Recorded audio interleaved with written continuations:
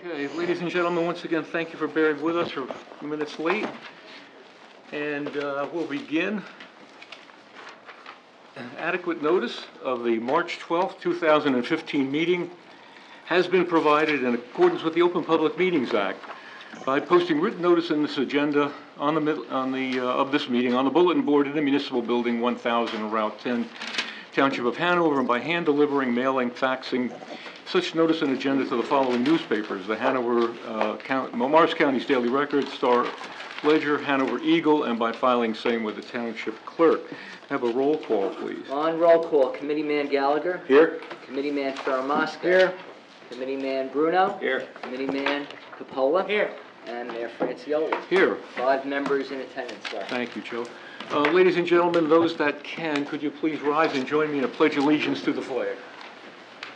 I pledge allegiance to the flag of the United States of America and to the republic for which God, indivisible, with liberty and justice for all. Thank you very much. Please be seated. If we have cell phones, folks, just turn them on to vibrate or turn them off if you would, please, so we don't interrupt the hearing. At this time, I'm going to have the administrator go over this evening's agenda by virtue of the hearing. Okay?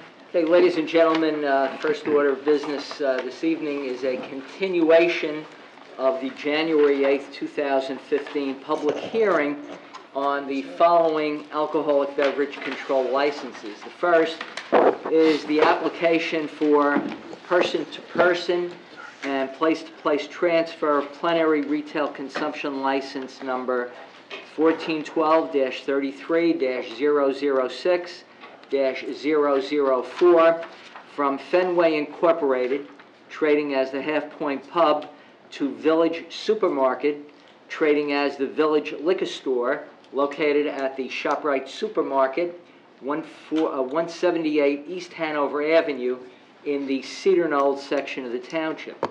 And B, an application for a place-to-place transfer, a plenary retail distribution license number 1412-44-009-007, requesting to de-license a portion of the existing distribution license at the ShopRite Supermarket, referenced at 178 East Hanover Avenue, and that would be all in accordance with the New Jersey Administrative Code at 13:2-7-2D. Ladies and gentlemen, I'd like to read into the record the following letter that I received this morning.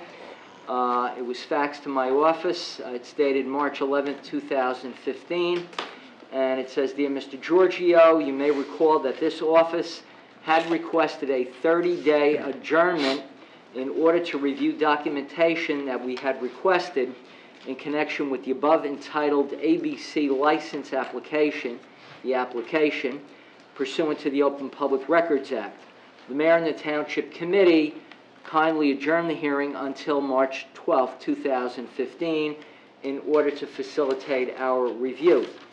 We have now reviewed the materials and discussed the same with our client. As a result, we have decided not to appear at the March 12th hearing. Please be advised that our decision not to appear at the forthcoming hearing should not be in any way construed as a manifestation of support for the application. The decision not to appear was made by our client for reasons unrelated to the merits of the application. I would like to thank the Mayor and Township Committee for their courtesies in regard to this matter. If you have any questions in connections herewith, please do not hesitate to contact me for Wiener Lesniak, LLP, signed Richard L. Rudin, Esquire, member of the firm, with copies to Mr. Samrow and Mr. Scrivo." Okay, Joe? Okay, thank you. All right. All right, Counselor, at this time, this is a continuation of the hearing as we know, but just for the purposes of the general public that's with us, would you give us a brief introduction of yourself once more you're representing? Yes, thank you, Mayor. Thomas Scrivo from the law firm of McElroy Deutsch for Village Supermarkets, the applicant. And we've been here a couple times now. and thank you for scheduling this meeting early. And as I mentioned to your township attorney, we have a brief witness this evening to present with regard to some of the issues that came up. It's principal of Village, and that shouldn't take much time, we believe. And after that, I understand from the township attorney that there will be some witnesses for the town. Yes. And we'll see where it goes after that. Okay, on that note, do you want to bring forth your first witness? Yes, we call John Sumas. And Mayor, as the witness comes up, I just for the record, just two things. One, I don't think Mr. Scrivo would disagree. Generally speaking, I just want to refresh the committee as far as the standards, because we started this back in January. But the things to keep in mind in this type of hearing are, number one, whether or not the applicant is fit for the license, which I don't believe is an issue basically with respect to this application. But community sentiment is another factor, whether there are violations of municipal ordinances for this particular license and use, the impact on public health and welfare, and the overall public interest. Those are, generally the standards, just to refresh everybody's memory with respect to this application. Those are the things you take into consideration. And the only other issue, just for housekeeping purposes, at one point, Mr. Scrivo, you made a request that perhaps the governing body would just move on the person-to-person transfer, and we don't know if we'll finish tonight or not.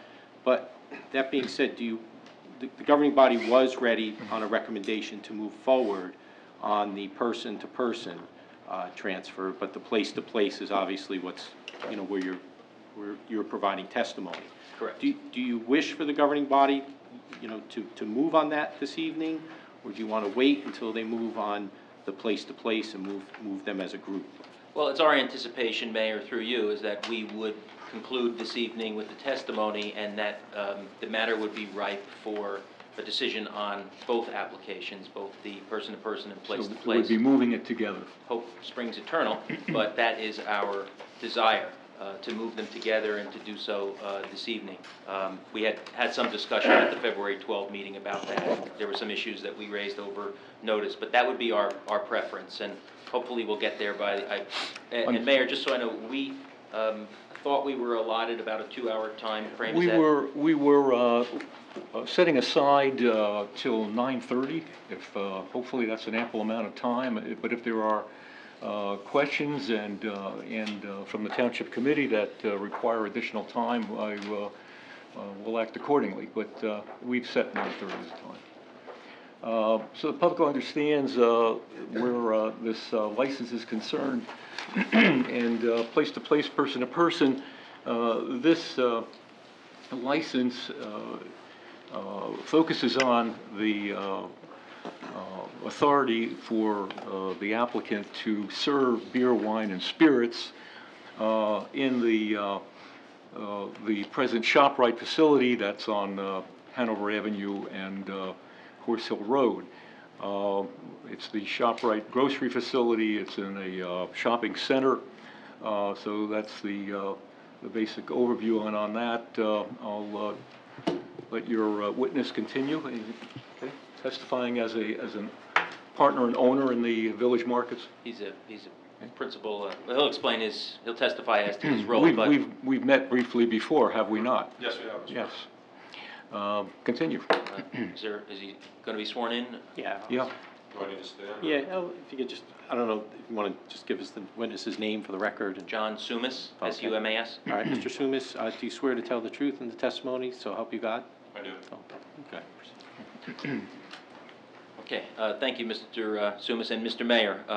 Mr. Sumas, would you please tell the members of the Township Committee by whom you're employed and what your title is? Village Supermarkets, I'm the Chief Operating Officer. Okay, and how long have you been with Village Supermarkets? Probably since '93. What is that, 20 years? And what is your role with respect to the Village ShopRite in Hanover?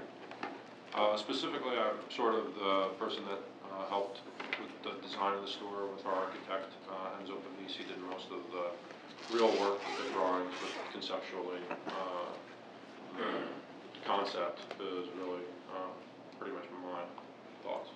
And you oversee operations of village supermarkets generally and the ShopRite in Hanover specifically? Yes. And there have been a lot of questions that the governing body have asked as to why Village Supermarket wants to proceed in this fashion with respect to a consumption license on premises. Could you just tell the members of the governing body what is the reason that Village Supermarket is seeking this application? Well, I think it goes back, I mean, Village is a 76-year-old company. We started out in the village of South Orange, and that's where we get our name. And it was pretty much a company that started out as a produce stand. And everybody sort of has a history with using supermarkets, and supermarkets have evolved a long way from the traditional service dry groceries and a produce stand. And so you get into the 70s and you start seeing, fresh bakeries and seafood departments and meat departments and pharmacies start moving in. And this concept of one-stop shopping becomes very prominent in everybody's mind. And lo and behold, at some point, there's like Walmart, Target, see this 55,000 square foot, nice little grouping of food products and decides, well, we could put that inside our 100,000+ square foot stores and, service some customers and make one-stop shopping even bigger, so you can get clothing and other products, electronics and those kinds of things. So, for us, we've constantly been evolving and seeing sort of the trends and the competition and what's going on. And, probably in the mid-90s, we created a format that was sort of our power aisle store that, the Chester ShopRite looks like, the Livingston ShopRite. A power aisle store? Yeah. Tell us what a power aisle is. It just takes all of those areas, like the bakery and the meat department. If you think in the earlier renditions of most supermarkets, they might be spotted all the way around the perimeter of the store. You might see the bakery in the far corner, as an example. And so what this concept was just to try to bring all those perishable concepts and sort of the power of the store into one aisle. So customers can come in and get their fresh groceries, experience that whole thing, and then have their traditional, sort of center of the store experience. And, you sort of capture them all in one spot to, spend the money on perishables. And that was pretty successful for us. We got a lot of feedback from customers that, they likened us to a King's in those areas. You guys are trying to be more like King's, that kind of thing. But again, it was just trying to, meet the customer's trend of wanting to, have more fresh food, wanting to, feel like their supermarket are experts in the business of food. So that was very successful for us, and we sort of ran that model for, up until really the opening of this store, in which case we sort of expanded on it significantly by, again, looking at what was going on in the industry around us. New Jersey has very parochial rules on packaged liquor goods, and you don't see too many supermarkets in New Jersey that have packaged liquor licenses, but if you go out of the state, I think it's almost permissible without much of a license, according to what's in New York State. I don't think you need a formal licensing procedure, that there are limited licenses. I don't do business in New York, so I don't know.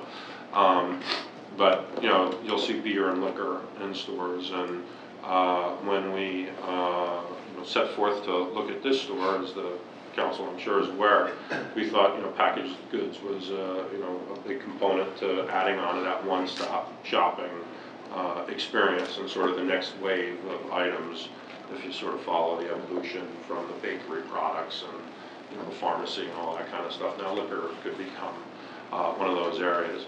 We also put in a little bit of a fitness studio, a fitness room, again, as a way of sort of going with the trends. And when I was in high school, my mom never went to the gym, you know, my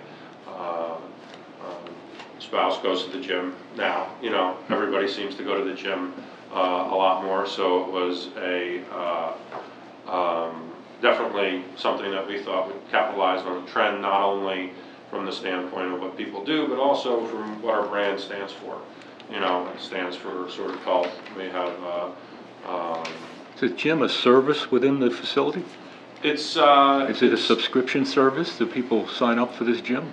You know, there's an evolution with the gym process. It sort of started as just a free service that we were offering, and people would sign up, and then it just got, you know, very confusing because there was limited space, and there was just too many people that wanted to use the Was facility. that noted during the original planning board hearing?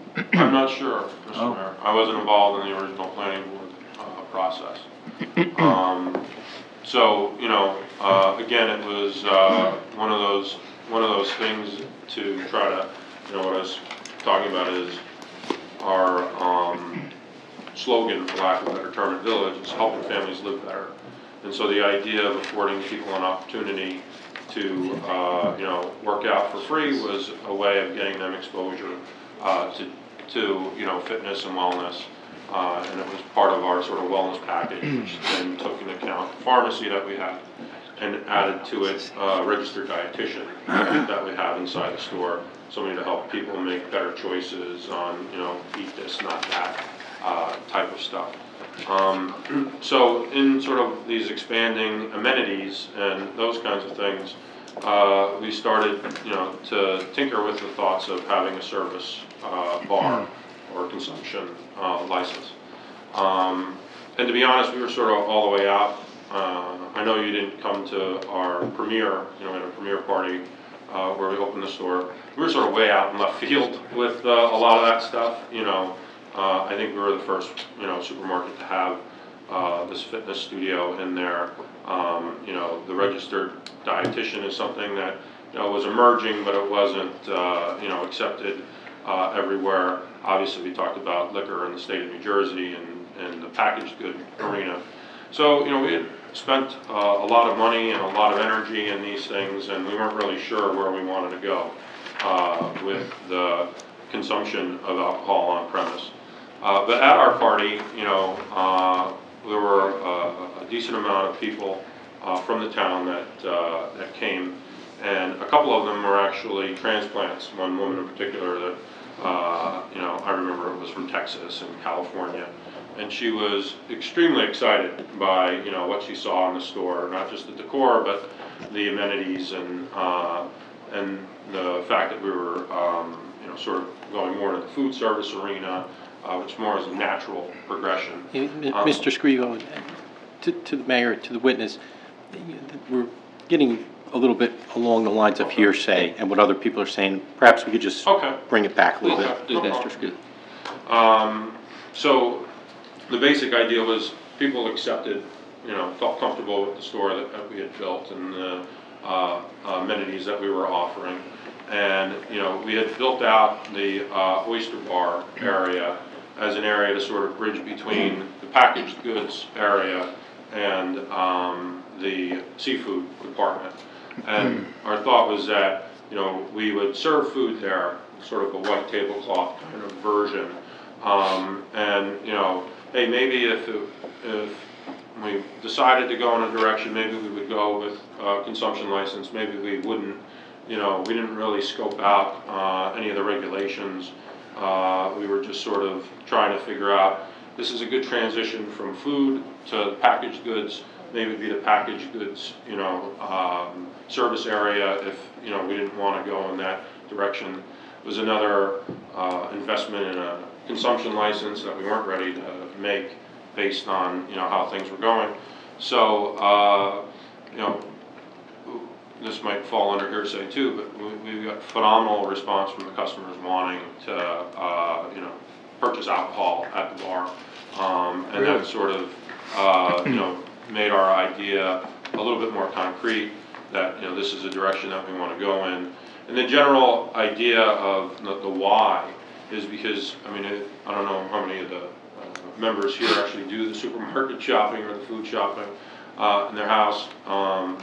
But the thought is that food shopping isn't really a fun experience. You know, it's sort of, you know, I gotta do all these tasks and, you know, hopefully the kids don't have to come with me, but if they come with me, I mean, we also put in a daycare center so that, you know, people would feel comfortable staying in the store. Can you just direct your testimony more to tell me more about how you relate the service of liquor in the store?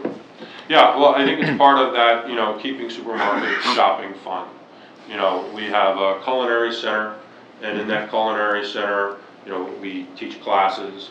In those classes, we've had the members of the class say, you know, it would be really great if we could have a glass of wine, you know, with the cooking. We have parties that people, you know, want to have, whether they're business or I think we're doing something with the VFW, I think every Friday now, that, you know, that would be an option that isn't an option currently. The general idea from, you know, the women that use the fitness center and, you know, customers in general is that it's really comfortable to be in a supermarket. It's not intimidating to go to fitness classes in a supermarket or to shop in a supermarket. There's almost like an ownership of the space, as this is my supermarket. And, you know, for some people, it's a little uncomfortable to be in a bar, restaurant, to meet somebody. Specifically, you know, a woman meeting another woman. You know, there's the opportunity for people to think that there's, you know, a pickup thing going on and, you know, people want to come up and talk to them.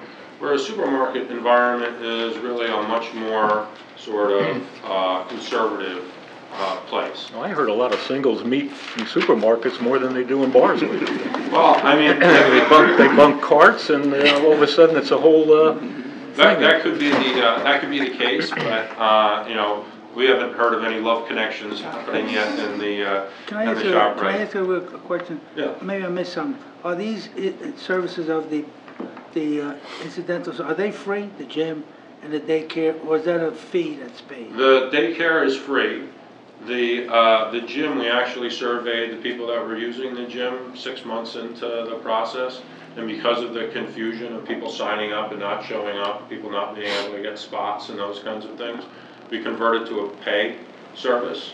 And, you know, the members have been happy with that because now they know they're in their class. There's like a website that you sign up and pick your slot, and, you know, because people are paying for it, they're going to show up. So we've cleaned up a lot of, you know, sort of empty classes that were oversubscribed. And then most of the other services are... Was this all part of the planning review the first time around? I'm not sure, you know, the part of paying for the gym... No, I'm not talking about that, I'm talking about the... I think I think what Committeeman Capola is trying to focus on is whether or not that facility has any impact on the entire site vis-a-vis parking and so forth. In other words, when you did your calculations, and again, this is somewhat aside from the purpose of this hearing on liquor license, but your parking calculations and other uses inside the building, was that all taken into consideration in the testimony you gave before the planning board? Yeah, I did not come before the planning board and testify with that application. It's my understanding that from a parking ratio standpoint, we were well over the number of parking spaces that we needed. But was this whole bar concept part of the original plan? No, because the bar concept wasn't part of our original idea, if you follow. I mean, this was all, I mean, this store cost this company close to $30 million to build and put up. And some of these more harebrained ideas, quote unquote, were things that, you know, we weren't really looking to invest money in and make a bigger commitment to at that time, because we weren't sure how, you know, just the food service operation alone is probably 5 times the size of anything that we've ever done. So, you know, we were starting to get a little gun shy with the investment that we had. And we were really stepping out into rare air for us and what we were going to be able to execute. So you felt these were kind of harebrained ideas? No, not harebrained at all, just things that we hadn't done before and things that we were investing a lot of money for a return. And so there's only so much risk you want to take. At that point, we were happy with the format that we had, and as I was trying to comment, with the feedback that we got from people using the store and the success that we had, we felt, you know, sort of bolstered to continue to evolve. Let me bring you back on point for a second here. George, if I might. Regarding the license at all, is there any other facility? I think we heard earlier testimony on this, but I'm going to ask it again, since you're a principal in the company. Are you aware of any of your stores or any other facilities in the state of New Jersey, or any of the grocers by brand name who are presently dispensing wine, spirits, etc. in the state of New Jersey? Yeah, in the state of New Jersey, I was told that there was some testimony here about Whole Foods in Milburn. They're dispensing wine and spirits. In the state of New Jersey itself, I'm not sure what other supermarket retailers there are. I mean, part of my job takes me throughout the entire country, and as I was saying before about the pouring, the packaged goods license, you see that in a lot of different areas, and you see a lot of consumption license in a lot of different areas. I think that I've been to Whole Foods that serves alcohol in California and Texas. But you mentioned a Whole Foods in Milburn. Yeah. And you say they do serve wine, spirits, wine and beer, or spirits as well? To be honest with you, whenever I'm in there working, so I don't ever go in, see what's their full menu of offerings. So I'm not 100% sure. I'm sure we can get that information. Could we be provided with that? Yeah. That'd be fine. I think we actually have someone who might know the answer to that. All right.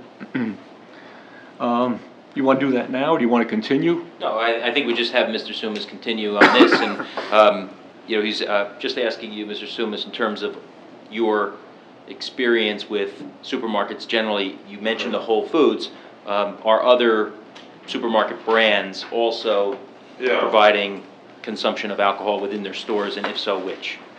Well, Wegmans is another supermarket retailer that does a lot with pouring alcohol, specifically in the state of Pennsylvania. I think we're all aware that they are approved to build on Route 10 over there, and there's Wegmans? Yeah. Is approved on Route 10 in Hanover? I believe so. Oh, okay. That's good to know. And in that, we've been doing a lot of Oprah requests of those documents, and in one of the Oprah requests, we saw that. And your testimony is that, now since you referred to Wegmans in Hanover, that they're serving liquor, or they will be serving liquor? No, I said that the store is approved in the town of Hanover. I thought you were relating it to my question about what other stores are serving liquor. Yeah, I'm getting to that. I mean, we've done, numerous Oprah requests.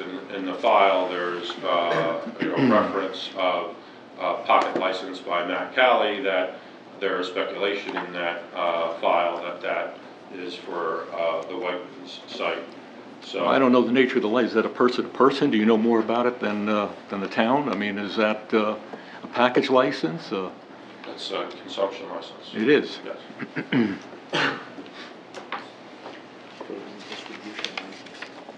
Distribution.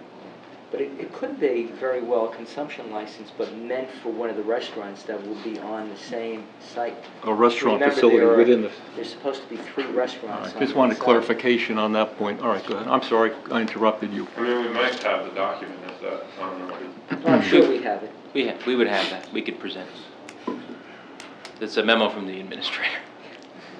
So the point of it is that, basically this is, something that's a trend. Unfortunately, in New Jersey, a lot of the traditional supermarket operators, Pathmarks and the A&Ps, are under some sort of, financial duress right now. So they really don't have the ability to take those harebrained ideas or the risks to try and invest. Was that his word or yours? That was his word. Just for the record, I wanted to get it straight. It's a technical word. Harebrained came from the applicant. Technical word. Mimic your But word. go right ahead, yes. Very technical word. A lot of my coworkers thought that they were harebrained ideas too, so, they're not just your words. I didn't say two. But I didn't say two. Let's clarify that. But, so they don't really have the, financial strength to, take these risks. So, in order to continue to grow and thrive and be a successful company, you need to look out and see what's going on the horizon. And in some cases, you innovate a little bit more. In some cases, you copy. So I think the consumption license is something that, has been around in the state of New Jersey. I think that Whole Foods is, probably 8 years old, if not older. And, I've seen them do it, and Wegmans do it, in numerous places throughout the country. Mr. Sumas, do you intend to, if the consumption license is granted, do you intend to make the bar, for lack of a better term, a destination? Or is the destination the supermarket and the consumption of alcohol is an amenity? Yeah, I think we just want to continue to build on that idea of the supermarket being a comfortable place for people to socialize. It not being sort of about it being a bar, or about it being a gym, or about it being about a registered dietitian, but just a place where, people feel comfortable to be. And, my thoughts would be that it would be something that, a husband might go shopping with his wife now because they can stop and maybe have a lobster roll and a beer before they go home. Or people might meet at the supermarket, a half hour early to maybe have lunch before they, go shopping. So I think it's really just going to be something that will service the core business, enhance our brand, and enhance what customers perceive in us. I mean, part of our... Is it your intention to, since you're on the subject of the oyster bar, you mentioned serving food or having food. Now, you do have a patio area for your food, but do you intend to have food service and available in the oyster bar as well? Currently, the oyster bar is used for made-to-order food. So customers will go there. We have a limited menu, mostly of seafood type, a lobster roll being, one of them. And it's a little bit more of an upscale atmosphere than the patio area and the rest of the store. So I look at it as more of an intimate, private sort of gathering. One bartender servicing, 11 or 12, 15 seats maybe at the maximum. So it's a very sort of cozy sort of space, not some place that could be thought. How would you promote the oyster bar within the store or around the store? We do use our PA system. We have some specials. I think for a while we had like a lobster bake on Fridays. That was like a $25, 2 lobster kind of thing. I'm not sure exactly where we ended up with that. But, it's really more one of those things where, a customer would see it or hear of it through word of mouth, that kind of thing, and would use it. I don't really think we're looking to do any kind of promotion relative to any of the consumption areas. I think it's really more one of those things we just want it to flow naturally. Nothing in regard to outside into print media or anything, inviting customers to come to the oyster bar? Or? I hope not. I hope that the concept sort of just creates interest, and based on the feedback that we've gotten, I hope we don't have to do any kind of promotion. I mean, again, we're just looking at this as being something that broadens our brand a little bit and takes that concept of making supermarket shopping fun. But if you did that, wouldn't that make it destination? I personally don't, I would really love for it to be a place that, hey, the food there is so good, I want to go there. And maybe we will meet that hurdle. We haven't gotten there yet relative to our food. We're not looking to do anything there from the standpoint of, a drink special from, a price point that would make people want to go there instead of their, local bar, that kind of stuff. Honestly, we wouldn't have any control over that in any event. Okay, but the thought is that, we really want to, stick to, I don't know if you've been into the store, but it's a very upscale, very appropriate sort of environment. And I don't think, you know, maybe we do something with a fancy martini or something like that. We wouldn't really want to do anything to, you know, sort of promote it Well, from, Shopatini. you know, Grasshopper and Morristown kind of way. Ron, can I ask you a question? Can I ask you a question? Absolutely, yeah, I'm sorry. I just have one question for you. Quickly, you said before about that this would make the shopping experience a little more fun. Well, I have young children, and basically up until 5th grade, children want to go to the supermarket with their families. When we go, we have a lot of fun. My daughter and her friends get lost, they get food, they go sit by the fake fireplace, and they have a really nice time. It's a real fireplace. Well, there's fire, but it's, you know what I'm saying? There's no wood. There's no wood. But you guys did a great job creating a nice family shopping experience. But do you think serving alcohol will change the family experience that you work so hard to create? That's a great question. I mean, I think that, you know, we're sort of, if you go into our store, you're going to feel like it's like being at the mall, so to speak. There's a lot of like individual shop sort of feel with the diner and the pizzeria and that kind of stuff. And kids love going to the mall. And, you know, most malls now have, you know, restaurants that serve alcohol. You know, Joe's in Short Hills is a really popular spot. But it's just an atmosphere that isn't, you know, one that people are going to go and rabble-rouse and drink. And I'm sure Joe's does a good job policing that. I'm sure that we put on testimony saying that we would do a good job making sure that that wasn't the case. So ultimately, you know, if this thing somehow scares your family away from coming into the store, it's a fail for us. That's not how we're going to want to run the place. I mean, clearly, you know, we expect to profit from having the liquor. But, you know, we do a significant amount of business in our traditional supermarket. We don't want to risk that, you know, and I feel really confident the kind of company that we are and how we operate. I don't think we've had any issues with the package license since we've been in town. That we'll continue to make sure that we maintain that, unlike other establishments. We have, you know, trained security on site. I'm sure that we went through how we're going to be tip certified and those kinds of things to ensure that there's proper service of alcohol and those types of questions get answered through that process.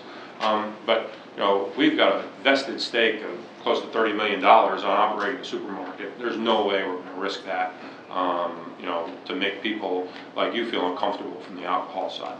So that's something that you just have to understand. Why would you, if I might, why would you need the 2 locations at the facility to serve from? Why would you need both an internal oyster bar within the grocery store itself? Pardon me, I'm calling it a grocery store. Is there a different word these days for? Supermarket. You know, Grocerant is the most popular. supermarket here, you know, you need that facility as well as the patio facility, is my question. Yeah, I think you know, to be honest, one of the harebrained ideas was the oyster bar Back to that word, George. without the alcohol, because unfortunately we haven't been able to make it work. We haven't been able to make it a destination spot, you know, and we've had a hard time sort of getting the image across, because a lot of people come over and assume that there's alcohol to be served there. And so that's a challenge for us. So we think, you know, the main crux of the oyster bar is to sort of show off our talents from a seafood, food service, and the packaged goods, even though it's a different, you know, license and a different business. But the idea of pairing, you know, wines with certain foods and those types of things, a lot more of, you know, like I said before, an upscale, intimate idea. And I think the patio area would be more of, you know, your traditional sort of Applebee's type, you know, Fridays, you know, type, you know, good food, you know, we have Chinese food, we have, you know, diner food, that kind of stuff. And if you wanted to get, you know, a beer or something to go along with that, there's TVs in that area. It's much more quiet, much more intimate in the oyster bar area. So I think that there are several different, you know, customers. There's a customer, like I said before, that, you know, hopefully is going, you know, shop with their spouse, might stop in the oyster bar, grab something quick to eat, a glass of wine. Then I think there's customers like, you know, we've got a lot of people that work next door to us that, you know, might, you know, walk in and, you know, get lunch and say, you know, hey, you know, let's have a beer. There's 8 guys, you know, we're gonna talk about, you know, our boss today and whatever decision he made, and, you know, that's more conducive for that kind of an area. So the question of need is an interesting one.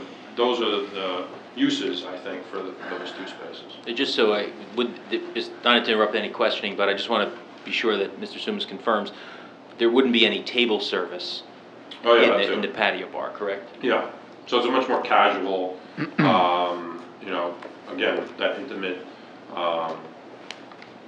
thing going on in the oyster bar wouldn't really be going on so much in the patio bar. We saw some earlier sketches of how you would perimeter the area with partitions, et cetera, but one of the concerns that the Township Committee had, and I think it was answered, but it's still a concern on our minds, is the fact that you're going to have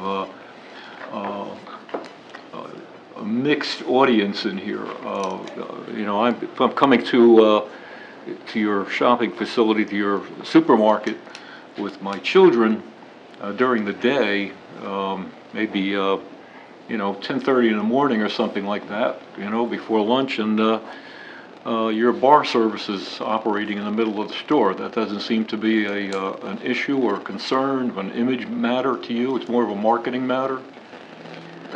I'm not sure of what the hours are. I think when we were initially laying it out without the alcohol, our hours, I think our bartender was supposed to start setting up at 11. So I don't know if they're, you know, I don't think we're contemplating doing any business, you know, on the alcohol side, you know, at 10:30. I haven't reviewed the town's ordinance with consumption. But again, you know, we wouldn't want to do anything that would risk our core business. And we're going to be very sensitive to that. I would think it would be an area that would probably be open, you know, 11:30, expecting, you know, to do business from, you know, noon on. And, you know, again, I think that the main concept here is to just be an added amenity for the consumer, so that they can enjoy a drink with some food and, you know, hopefully. Do you think that the use of the oyster bar, the internal bar, would enhance your marketability inside the supermarket itself, or selling food product? I think a lot of the studies that I've read is that, you know,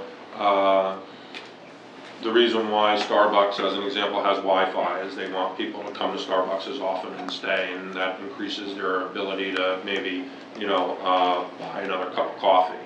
I think by having the pouring alcohol there, it, you know, gives somebody an opportunity to say, hey, I gotta kill 2 birds with 1 stone. Maybe I'll meet, you know, Becky at. Have a nip and buy my Rice Krispies at the same time. Well, you know, I think it's a multitasking, you know, kind of world. I mean, I know that I meet my mom at the Short Hills Mall, and we go to Joe's, and then we, you know, walk around. Ditto. Yep. It's the same kind. I leave one facility and I go to another. Right. Well, I mean, it's all under one roof, you know. So the whole idea there is that, you know, in some aspects you might argue it's safer, because if I have one drink, I'm not getting in my car and then go to the next place. I'm gonna go do my shopping, and, you know, again, I think we're gonna do a very thorough job of making sure that everybody feels comfortable and safe.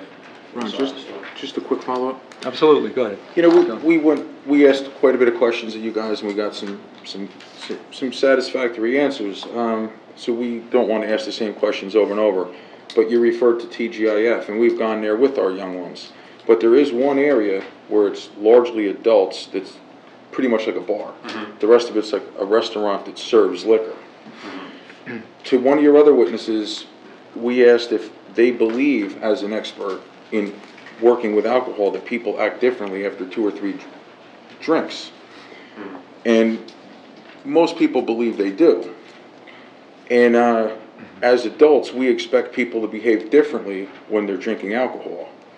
And the one thing that I referred to before is going to a supermarket with children up to 5th grade. I wouldn't take those people into a place where there would be people that I would be concerned would be intoxicated, especially in the middle of a building, not in the detached section of the building. And that's the key word we referred to also before, as mingling. So not to repeat the questions I've asked and our committee has asked before, but I'm just looking at the overall theme of the store, the overall family experience, and how it would affect my family and every other family in Hanover Township, and probably Morristown and surrounding areas. That's just a concern, that if you want to touch on it. No, I think it's a great concern. I think that, you know, from what I've read and what, you know, experts in sort of the field of supermarkets say, is that the supermarket is an environment that promotes moderate drinking. That it's not a place where, you know, people feel comfortable sort of letting loose. And I think on top of that, you know, you have an organization that is committed to protect the core of its business. And, you know, I don't know what was testified previous to that, but I mean, clearly, we're not going to be happy if that's sort of the environment. If it's like a TGI Fridays at 2 o'clock in the morning on a Saturday, you know, when you go into the shop right at 6 o'clock in the afternoon on Friday, and we have complete control over that. Unlike a traditional bar, the only place they're going to generate their revenue from is the sale of alcohol. You know, we have other aspects that, trust me, clearly outweigh the interest of the sale of the alcohol. And just to conclude, when I said we were satisfied with the answers, I didn't mean that we felt good and supportive of the answers. I just meant simply that you answered the question that I asked. Yeah. And we have the information there to look at and make a decision on. Yeah. Just wanted to clear that up too. Yeah. I mean, I think in any of these consumption license issues, it's really in the hands of the operator as to, you know, how well they, you know, follow the, you know, what the founding fathers would want to see out of that business. And, you know, all I can say is, you know, we have, you know, a 76-year history in the state. We're part of the largest employer in the state. We're not going to go out there and risk any of our reputational value so that we can make a couple extra bucks in serving somebody an extra drink. John? Yeah, thank you. Mr. Sumas, Village ShopRite's clearly a world-class supermarket. It's a great addition to Hanover Township. We're very proud that you're here. I'd consider it really to be that ShopRite store, which you put on Hanover Avenue, to be a premier mainstream supermarket. What I'd like to know, because you're an expert in the industry, other retailers like A&P, what would you classify it as? If I classify your store as a premier mainstream supermarket. Yeah, I would call it A&P is ShopRite that didn't evolve. You know, I think, you know, we're very fortunate that, you know, generationally we've sort of changed. We're part of a co-op, so we have the Wakefern Food Cooperative that helps us, that, you know, tries to bring in trends. I mean, A&P 50 years ago is the gold standard of supermarkets. And really the challenge in any business, you know, probably even in politics, is to stay, you know, close to your customers and understand what they're looking for, and don't rest on your laurels. And Some of our customers differ with that, but that's okay. all our customers have their opinions, and it's hard to satisfy 100% of the people 100 times. But, you know, that's what I would say is, you know, A&P and ShopRite, then when I started, you know, were very similar. And, you know, A&P sort of had some of their issues for other reasons, but A&P, Pathmark, part of the ShopRite family grew into the Pathmark group some 40, 50 years ago. So I think they're, you know, we're all in the same, you know, pot. It's just some guys look to evolve, and some guys, you know, either were afraid of it or couldn't financially afford to take the risk. So Pathmark would be similar A&P. Yeah. And in your opinion, Wegmans, where are they in terms of the pot, supermarket pot? Yeah, I mean, Wegmans is a very unique, you know, entity. They need a lot of space to operate their store. You know, traditionally a supermarket's like 60,000 square feet.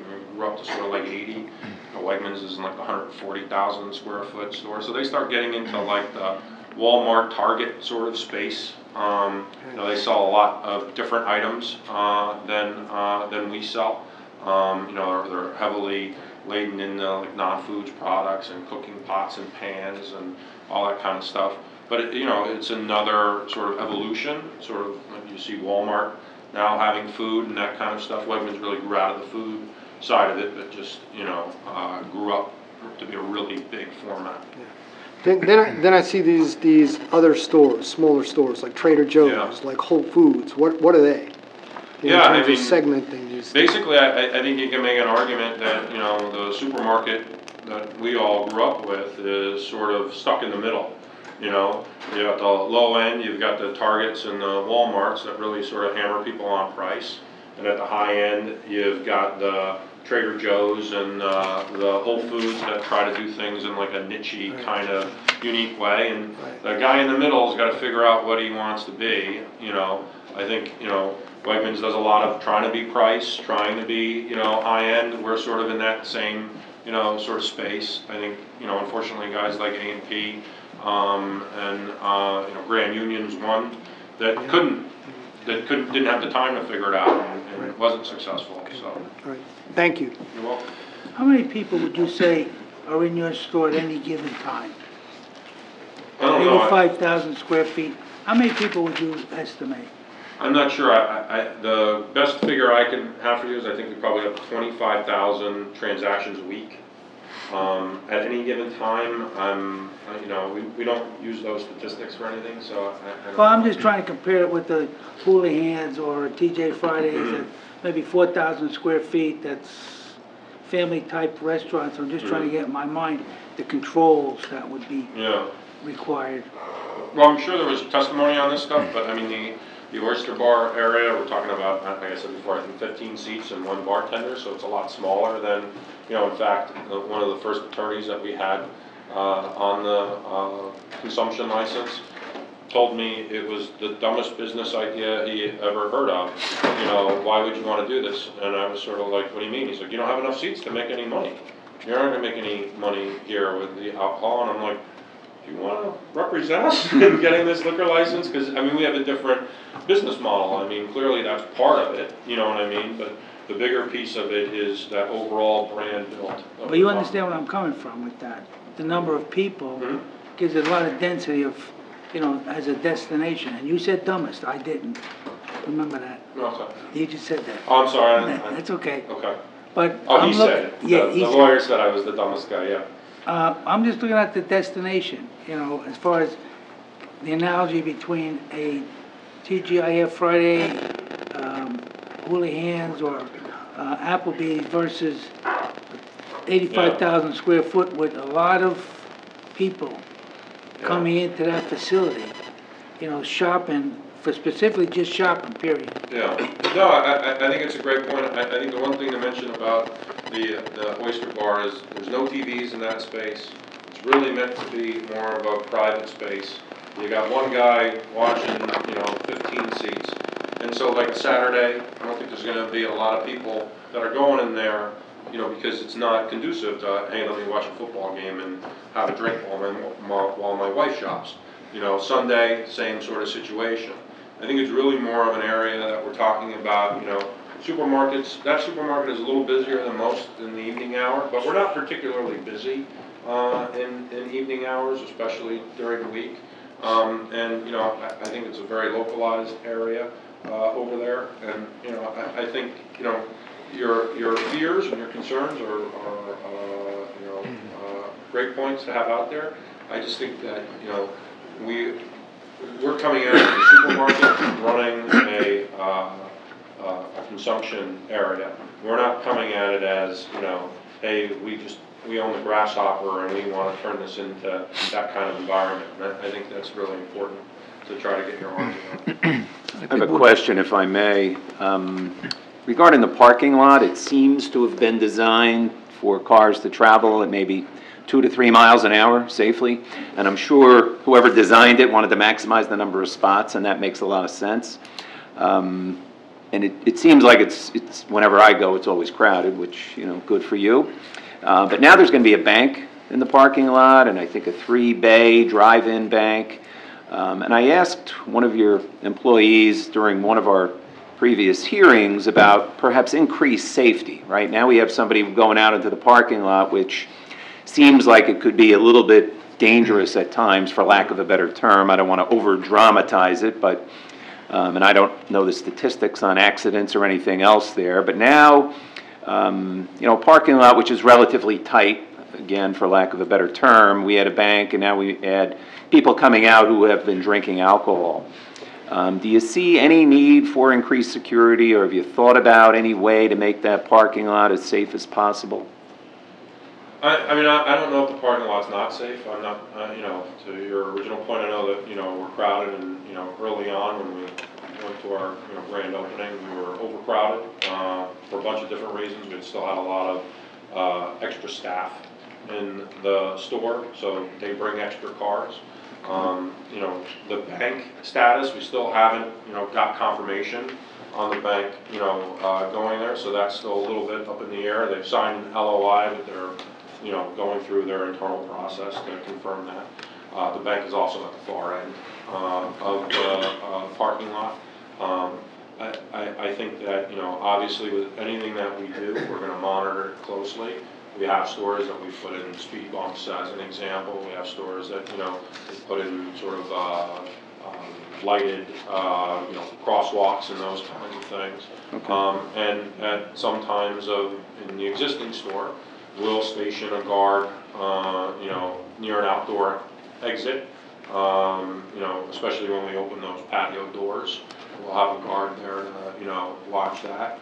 I think that, you know, the one good thing about us, again, is that not only do we have the interest to make sure that we keep all our guests safe, but we also have the ability to, you know, do whatever it takes to make sure that we meet that promise. Again, that helping families live better idea. We're not doing anything to help our brand. If people are, you know, getting into accidents or getting hurt in our parking lot, we're going to take that really seriously. Thank you. What is, in the supermarket, in the shopping center, you're going to have a series of other retailers in the front. I think you're completing those stores now. Yeah. Up to, what is it, 5 units in there, or? It matters how much space each of the Anybody needs, right? Somebody might take the whole. Somebody might take the whole thing. Yeah. I think my question is, you know, if you did have an Applebee's or a Fridays or somebody that wanted to come onto that location, you know, what would the village opinion be of that, since you're the landlord of that site? Yeah. We actually have in a lot of our leases where we're not landlords, restrictions on restaurants like that. The biggest purpose is, you know, the parking, the fact that people are going to stay for an hour and a half. And in a lot of our sites, unfortunately, you know, landlords are looking to maximize their revenue. So they'll plop somebody in the middle of your parking lot, you know, and that just really shuts down your customer's ability to get in and out of the store. So, you know, we internally are fighting over, you know, whether we want to have a coffee shop in our area for that same idea. I mean, it wouldn't be of the square footage of an Applebee's or one of those kinds of places. And, you know, we'd like to think that it would probably do more business in the morning than it would do in the night, and we might not be the busiest store in the morning. So clearly, again, to protecting our brand, we're looking to try to find the best fit for those stores that work with us. Nature of my question was only my concern over having another facility on the site that also potentially could serve alcohol. Yeah, I don't think we would, you know, we're making a sizable investment in the serving of alcohol, and, you know, I don't see us looking to give ourselves any competition on our site for that. So, you know, I'm only one person. Did in the course of your, and let's go back a little bit, and I don't want to belabor it. I know that people are going to have additional questions, and I want to give the floor an opportunity to ask questions as well. But I do want to go back a little bit to the point there, the histrionics of where we are, and you know, at one point when your hearings were taking place, and it was a very long process, as we know, with the grocery wars going on, and you know, Stop and Shop coming after you, and ShopRite going after somebody else, and this poor mayor had to sit through 3 full meetings on the depth of a retention basin. So it's well thought out. But I guess where I'm going with my questions is that we went through a very laborious period of hearings, well over a year. You were I think about 13 months. Yes. in any time during those hearings, did the idea of the dispensing of liquor and spirits ever come up in the course of the hearings? I mean, I thought it was presumed as a supermarket that you were going to have packaged goods and sell those, and you would attain a license thereby. But in any of those hearings, was the oyster bar mentioned? Like I said earlier, I wasn't a part of those hearings. I could tell you, with a lot of certainty that the oyster bar exists mostly because of my, thoughts and creation. And as I said earlier, my initial thought was, hey, we'll put something there to sort of bridge the gap between the reason why it's an oyster bar is the seafood department's right next to it. So, you're used to seeing, sort of that ice table with, well, I mean, there are salad bars, there are other types. I mean, I could define your oyster bar as an extension of that too, for that matter. But I'm talking about how it's going to be used and whether or not there was thought that you were going to be serving liquor at that oyster bar at any point. Yeah, I mean, again, the thought was we hadn't gotten the consumption license business.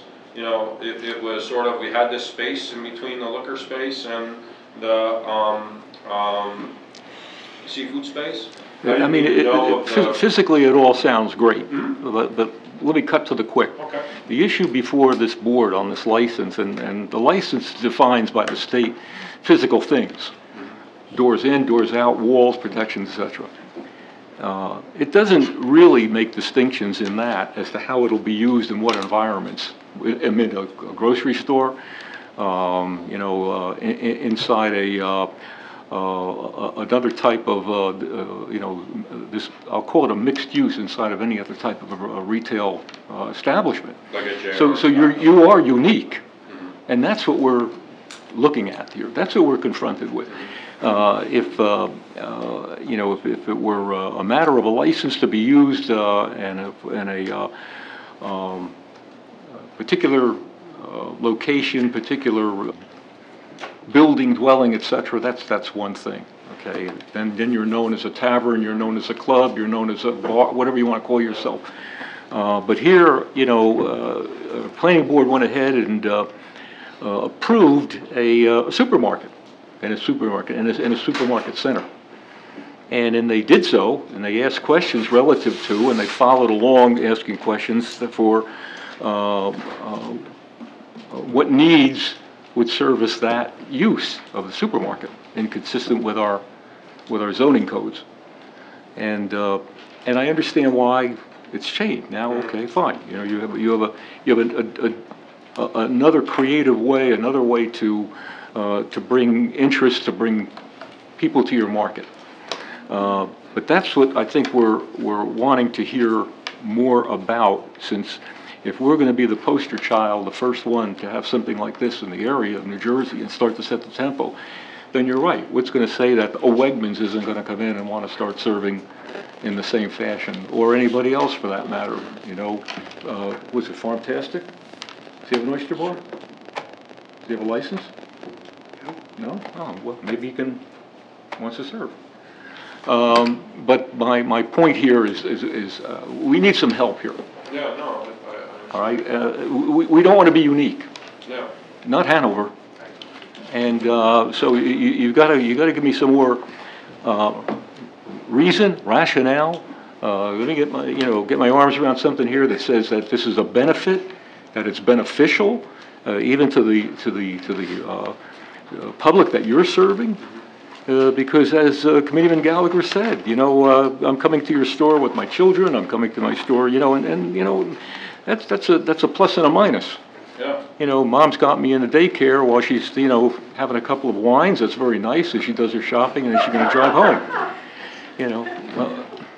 Sorry, Pete. But that's a concern. No, I understand. So you got to get us to set that concern aside. Now you testified that you're going to have security. You testified you had a bartender who is well trained in knowing the limits of a person's when a person's inebriated or not. Then my question comes back to you, is when they finally determine that the person's inebriated, isn't the horse out of the barn? Well, I mean, if I can answer the thing that we are going to do with the C license or the packaged good license that's going to put at risk anything about, you know, what we are as a supermarket. And from, you know, the gentleman voting on this thing, all I would say is that, you know, you've got a company that's been in business for 76 years, that's part of a brand that employs more people than anybody in the state of New Jersey. There is no way we're going to play fast and loose with serving people alcohol. And I didn't say that he's going to necessarily tell them people are going to be inebriated. He's going to be tip certified and trained to make sure that that does not happen. And that's going to be our standard, because unlike most people that are in this business, they look at this business as a core part of their revenue. I don't know about the previous license holder. I don't know about the other bars. I don't know about J&R Tobacco. I don't know how they look at their business. But as far as how we look at our business, this is a piece, and hopefully a successful piece, that in no way, shape, or form is going to jeopardize the bigger piece, which is that supermarket piece. And I respect everybody's opinion. I appreciate that. I appreciate that answer. But now help me with the two areas on the site. You've got a patio area, which I can really define as a separate restaurant area. And sure, you know, I want to go have some chicken wings and a cold beer, and I'm in a patio area like that, separate security area, doors in, doors out, all of that. And why? What's the distinction between that and the Oyster Bar inside the store premises? Yeah, I mean, I think that's a great point. I know we talked about the Short Hills Mall earlier, and I know they do look at that as different establishments, but they're all under the same roof. You know, the people that walk out of Joe's, you know, or Legal Seafoods can very easily, they walk out, they're in. I think both places might have exterior doors, but they're, you know, it's very easy for them to walk out into the mall and to, you know, walk through the mall where, you know, there are lots of young kids that might even be unsupervised in an environment like that. You know, those places survive. There are a bunch of places in more urban areas. We're talking about different supermarket establishments, whether in California or Texas, or, you know, even in, you know, New York State, that, you know, allow for this environment. I think we responded to the committee's request to, you know, segregate this space and keep people safe, not because it was just a committee's request, but also because, again, trying to protect our core business. And, you know, we did that. And I think the very nature of the space, I mean, if you look at it, it is a very, you know, intimate, upscale kind of spot. It's not, you know, there's no dartboards, there's no, you know, so it's really a spot where, you know, you're going to have one person staring at you. You know, hopefully he'll be able to stare at 10 other people while he's working back there. But, you know, you're going to get very personalized service. You're going to get, you know, sort of a feel of, I can almost equate it to a hotel lobby, you know, where you're there, you're meeting somebody, you're going to go to a show, you're going to go to, you know, dinner or something like that. It's an environment where the hotel and you're not, again, punctuate this, you're not concerned that the rest of your customer base would be offended by this or not? From the polling that we've done with the people, the feedback that we've gotten has been overwhelmingly positive. That we've gotten, you know, people that, you know, don't understand why you need to serve liquor in the supermarket, and I think that goes to Committeeman Faramasca's point. Business right now is about evolving, paying attention to what's going on. You know, as you said earlier, you're never going to please 100% of your constituency. You know, you've got to, you know, look at it strategically and say, and when you have the guys that are shrinking aren't evolving, and you've got the AMPs and the Pathmarks, and you've got the guys that are growing, are the guys that, you know, are doing this stuff. You know, you say you don't want to be the first in New Jersey to do it, you know, or in this area to do it.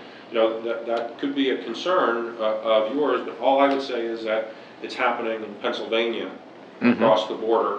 You know, it's happening, I don't know if you've gotten to Italy in New York, but I mean, I think in that place you could walk around with a drink.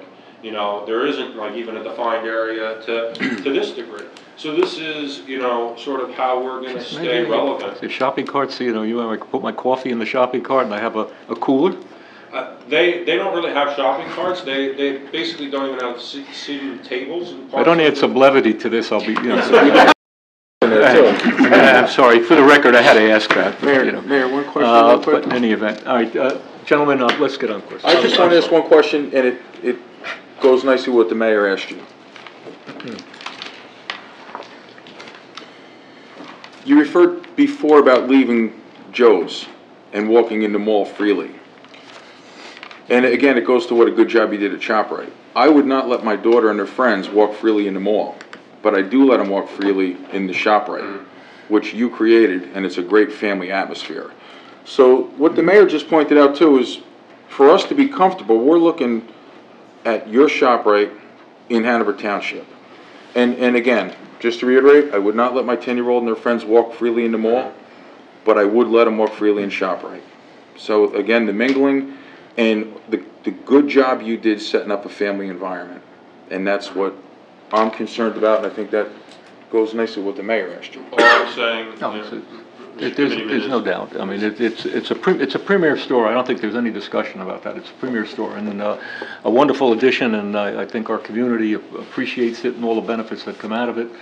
Again, which just makes it more difficult on us in making the decision for you on this. yeah, and all I would say to that point is the same trust you would give with us without the alcohol. We're going to be the same people with the alcohol. We're going to have the same goals with serving alcohol there. Our goals aren't going to change. We're not all of a sudden looking to become the most popular bar in Morris County. You know, we're just trying to sort of build on that, helping families live better idea, affording people an opportunity to socialize in an environment that's not intimidating, that's, you know, friendly and inviting. They're going there 2-3 times a week, hopefully, as it is. You know, that's really what the goal here is. And, you know, Whole Foods, who's got a better image than Whole Foods from the standpoint of being wholesome and good and right for, you know, your family and those kinds of things. It pains me to say it from the standpoint of a supermarket thing, but, you know, you pick up every magazine that's, you know, some praise about Whole Foods, whether it's they don't sell lobsters because they don't want the lobsters to be underpaid. We're going to be, and they have 120. we're going to be blazing some new trails here. Service. We're going to be blazing some new trails here. We have other supermarkets, you're aware. You know, Farmtastic was one, and then Food Town was there for quite a while before. They were part of that ShopRite group too, Stop and Shop group, etc. But in any event, I guess what I'm saying is that what decisions we make here will affect, as you're probably aware too, other potential uses like this within the township.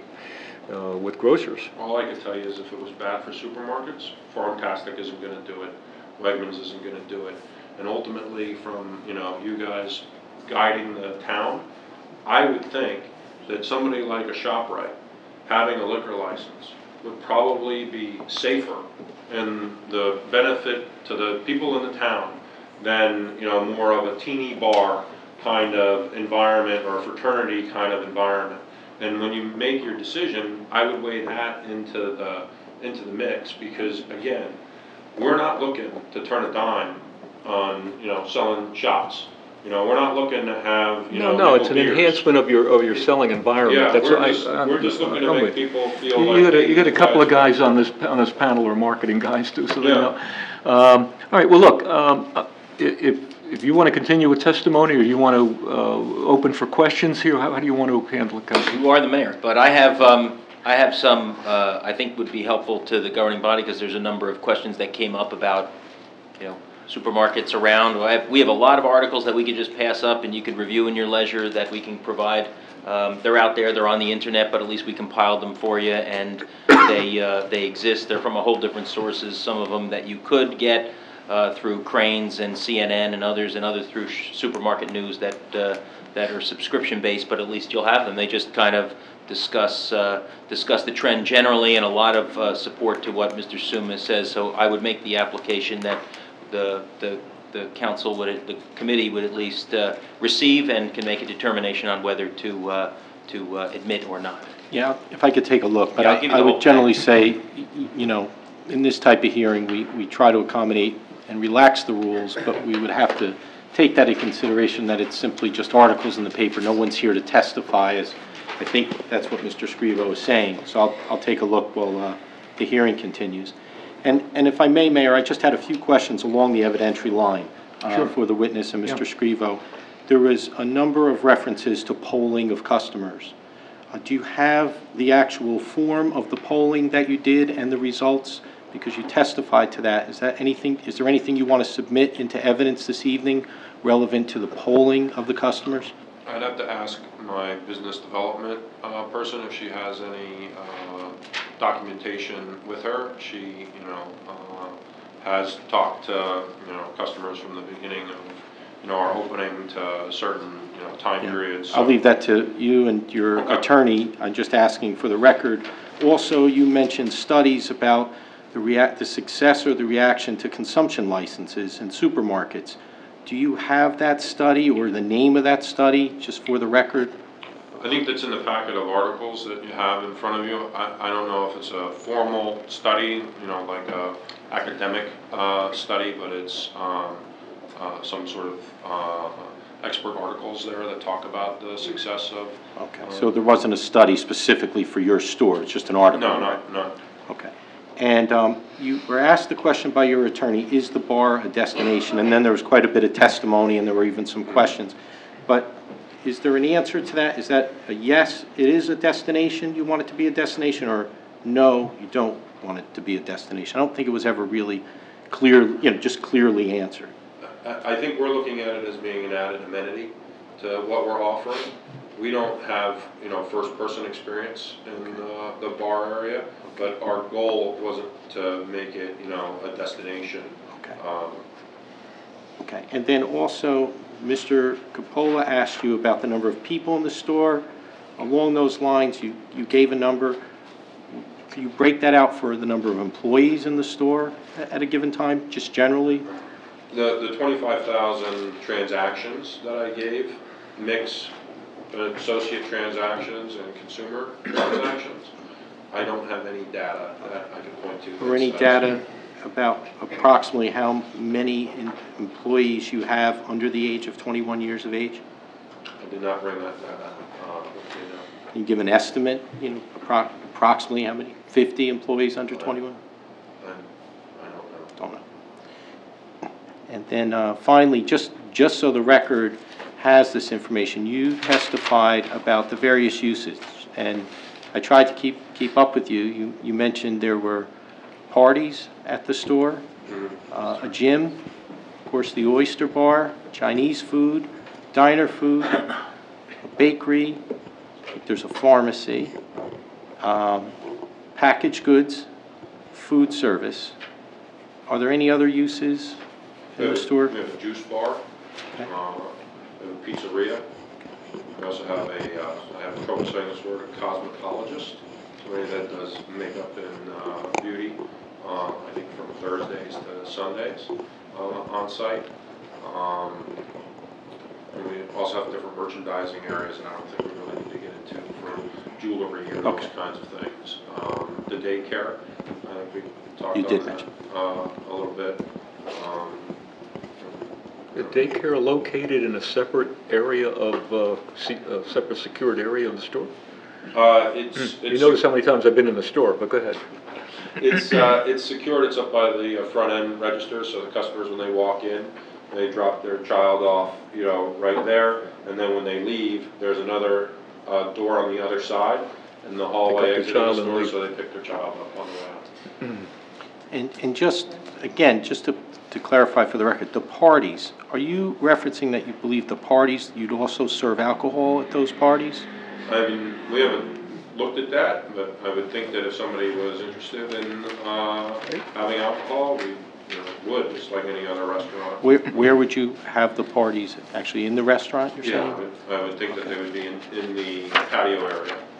As an example, that's where our culinary station is.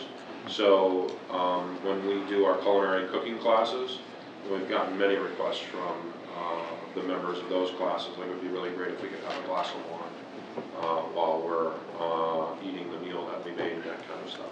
And this one, before you answer, I'd ask, for your attorney's advice on this, but have you thought of any type of restrictions as part of your application to assure the governing body about the concerns that have been raised, such as, for an example, the hours of operation. You know, would the serving of alcohol go beyond the hours that the store is open, or is there a certain hour that you would apply for to say, look, we're not going to serve alcohol at after a certain hour because we're not going to be essentially a bar? I'll give another example about access to the restaurant. Have you thought about perhaps limiting, just as you mentioned about the Short Hills Mall and the restaurants there, that the access is outside of the mall and then back inside the actual mall entrance? You can't go right into the mall from Legal Seafoods, for example. So same thing here. Have you thought about perhaps restricting the access back into the supermarket from the restaurant so you'd have to go outside? I'm just giving some examples of any ideas or anything in the application that which you would represent as a condition of the approval to perhaps assure the governing body about the concerns as to, for example, the families and the children that are in the store. And again, I'd ask you just to confer with Mr. Scrivo before you answer. And I think with respect to the first topic of hours of operation, I think there was already testimony that the hours of operation for any consumption would not exceed the supermarket. So if the supermarket closed at 10 p.m., there would be, the consumption license would similarly end at that time. And I think... but what if the supermarket went 24 hours? I'm trying to ask, is there going to be, would you represent that, you know, at a certain hour, there wouldn't be any more service of alcohol? That's really what I'm trying to gather, because I think the witness had testified along the lines we would, you know, we'd open at noon and then until the store closed. But what if the store closes, you know, 1 o'clock in the morning? I guess he can answer if there's any plans to have the Yeah, store we open. haven't really contemplated that. I mean, your question, you know, exceeds what our thoughts were on the thing. Again, you know, we're looking at it as being a service that we're adding to the supermarket experience. So Okay. the question is something that we didn't really contemplate.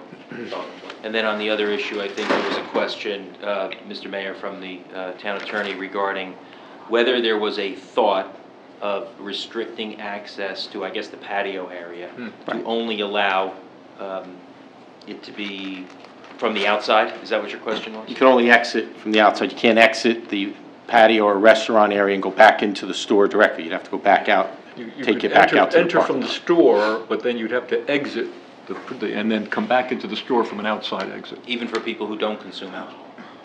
Well, I don't think you're going to be, you know, there's not going to be a magic door, right? You know, you either can access or you can't, so.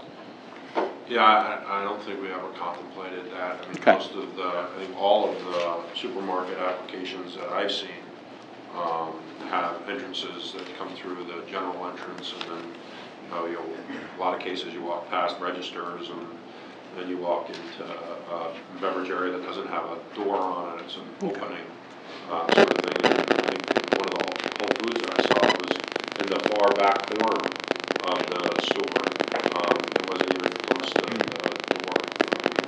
I'm sure there's other reasons why they have those things. It's probably where they had space. Okay, so the answer is there's no amendment, so to speak, to your application to, you know, where you want to address anything to that nature. On the second point? On any of these, if there's anything that you want to add at this point. I know you're getting towards the end of your testimony, so, you know, before you close out, I'm just trying to make sure that, you know, if there's anything else that you know, represent, whether it be about the hours, the access, the restriction, I think it's important to know. Yeah, I think from the hours of operation, we will not keep it open beyond the store hours. And Right. obviously, if the store hours are at some point later, certainly we would comply with all municipal ordinances with respect to the closing of the facility. But I think the witness's testimony that it's to be an amenity of the supermarket experience, not a standalone bar, is the answer. And I think the access is just that he has not contemplated that and believes that access in and out from the store is what the application is. Okay, all right, well, thank you for that. And then last question is, You testified that in the restaurant, it would be essentially, there wouldn't be table-type service, you know, waiter and waitresses. It would be you come up to the bar and order your alcoholic beverage if you so choose. Were there any studies, or did you get any advice or guidance as to why that would be a preferable way to serve the alcohol? When you say restaurant, what space do you mean? Well, either one. It sounds as though in either the oyster bar or the restaurant, you go up to the bar to get a drink, correct? That's how I would see the relationship starting. I think that, you know, in either space, the server of the alcohol could bring it to you instead of you waiting for it and taking it with you. Okay. You know, there is that. I don't want to make it like that's the only, you Okay. come up and get your drink, that's the only way it's going. Okay, appreciate that. And I'm trying to see which article that you referred to, because we were just handed these articles, but as far as the study's concerned, would you be able just to point out to me, and that way I can let the record reflect that? And I can also I could show the governing body whichever We have article. copies for all the members of the governing body if the mayor, if you Yeah. choose. I can also have someone look for it while we continue, and then Okay.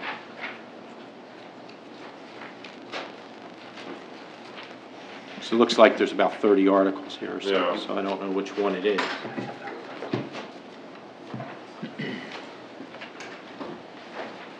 Yeah, I mean, you know, of the three I have here, there's, you know, it's all part of the new movement and socialization. It's about the experience. You know, these things really not about, you know. But that would be, somewhere in here, that's the only real study that you're referring to. It's one of these articles, correct? Can you repeat the original part Well, of the you had question? mentioned that part of the determination to make this application was based on some studies that you said there were studies that talk about the success or the reaction to consumption licenses. Yeah, I mean, all of these articles have references of, you know, the composers of them. I mean, I think there's an article there from, or a letter from Phil Lempert, who is the supermarket guru, who talks about in that the consumption of alcohol being a favorable trend in the industry and a profitable. Is that a letter to your attention, you mean, or just like a letter to the editor, or what? That was something that, you know, we asked Phil to write relative to, you know, the proceeding here. You know, what's your opinion as the supermarket guru on the service of alcohol? Some of these articles are obviously written by, you know, news people, you know, CNN as one example. You know, there's even an article about Starbucks serving alcohol in locations. So, I mean, I think they're rife with testimony about how this is a growing trend and a successful one. Mayor, just for point of clarification, I do have the Lempert letter that the witness was referencing, and I could provide that to the township attorney. So If you could, yeah, it's not, I don't see it in here. yeah, it's separate, and it also had an attachment, so I can give it. It refers to the writer of the letter as a supermarket guru. It's actually his Will you title. give me a little more elaboration as to what the qualifications are of a supermarket guru? He actually speaks at many supermarket conventions, I'm sad to say. I've been to a couple of them. He's also often writes articles in the supermarket news, a very formidable trade publication. So you establish him as an authority on this marketplace. In supermarkets in general, and I actually think he's a resident of somewhere in this area, so he probably has more experience in, you know, the tri-state area. Tri-state area? Good. He actually calls himself the supermarket guru. Right. It's an accepted. We have that? Yeah. I gave it to the township attorney, but I also have copies for it. All right, well, counsel, if you want to distribute that or at some Yeah, point. I think I'm going to reserve for a moment and back, because if Mr. Lempert, if it's represented that he recommends this for this particular entity, you know, he's not here to offer that testimony. There isn't a report explaining whether he's even been to the store. His address is Santa Monica, California, so you know, one thing about news articles. That's close to the tri-state area. It's one thing about news articles to give some type of background, and you can weigh that accordingly. But, you know, if the witness is testifying that he relied upon Mr. Lempert's report. It's a one-page letter dated March 2nd of 2015. So I don't know, that's subsequent to the application, which was filed in 2014.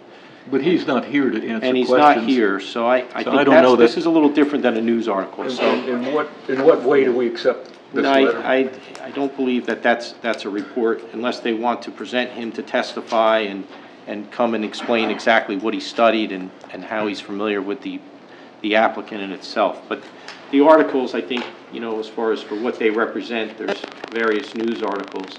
I think you can weigh that accordingly, understanding they're from newspapers and things of that nature, and that's the selection made by the applicant, so I'll pass those along. We have copies for everyone, Mayor. I don't know if you wanted me to pass them up now or sets for the members of the governing body. Your preference. Can we do it now if you'd like? We can lighten our load a little bit by doing it. Fred, are you going to have any other questions? No, Mayor, I don't have. Because what I'd like to do, Council, are you going to continue with? No, I have no more questions. You have no. Because what I'd like to do is I'd like to open so that I can give the public an opportunity to comment. Now, are we?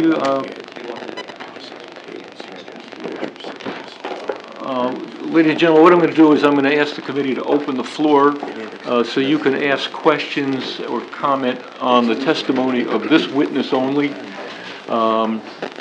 We will probably have additional testimony both from the municipal side. Mayor, prior to opening, What do you want to do? Mr. Gallagher, Committeeman Gallagher has an additional question for the witness. Oh, he does? Oh, I apologize. You know what? I thought I had closed it. If you still have questions, go ahead. I'm sorry, Mayor.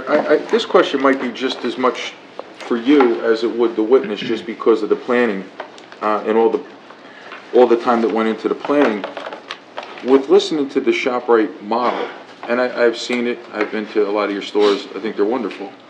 But we see how things evolve. You get an idea, it goes to something else, it grows a little bit, and then you always evaluate and maybe pivot and do something that might be a little bit better. True.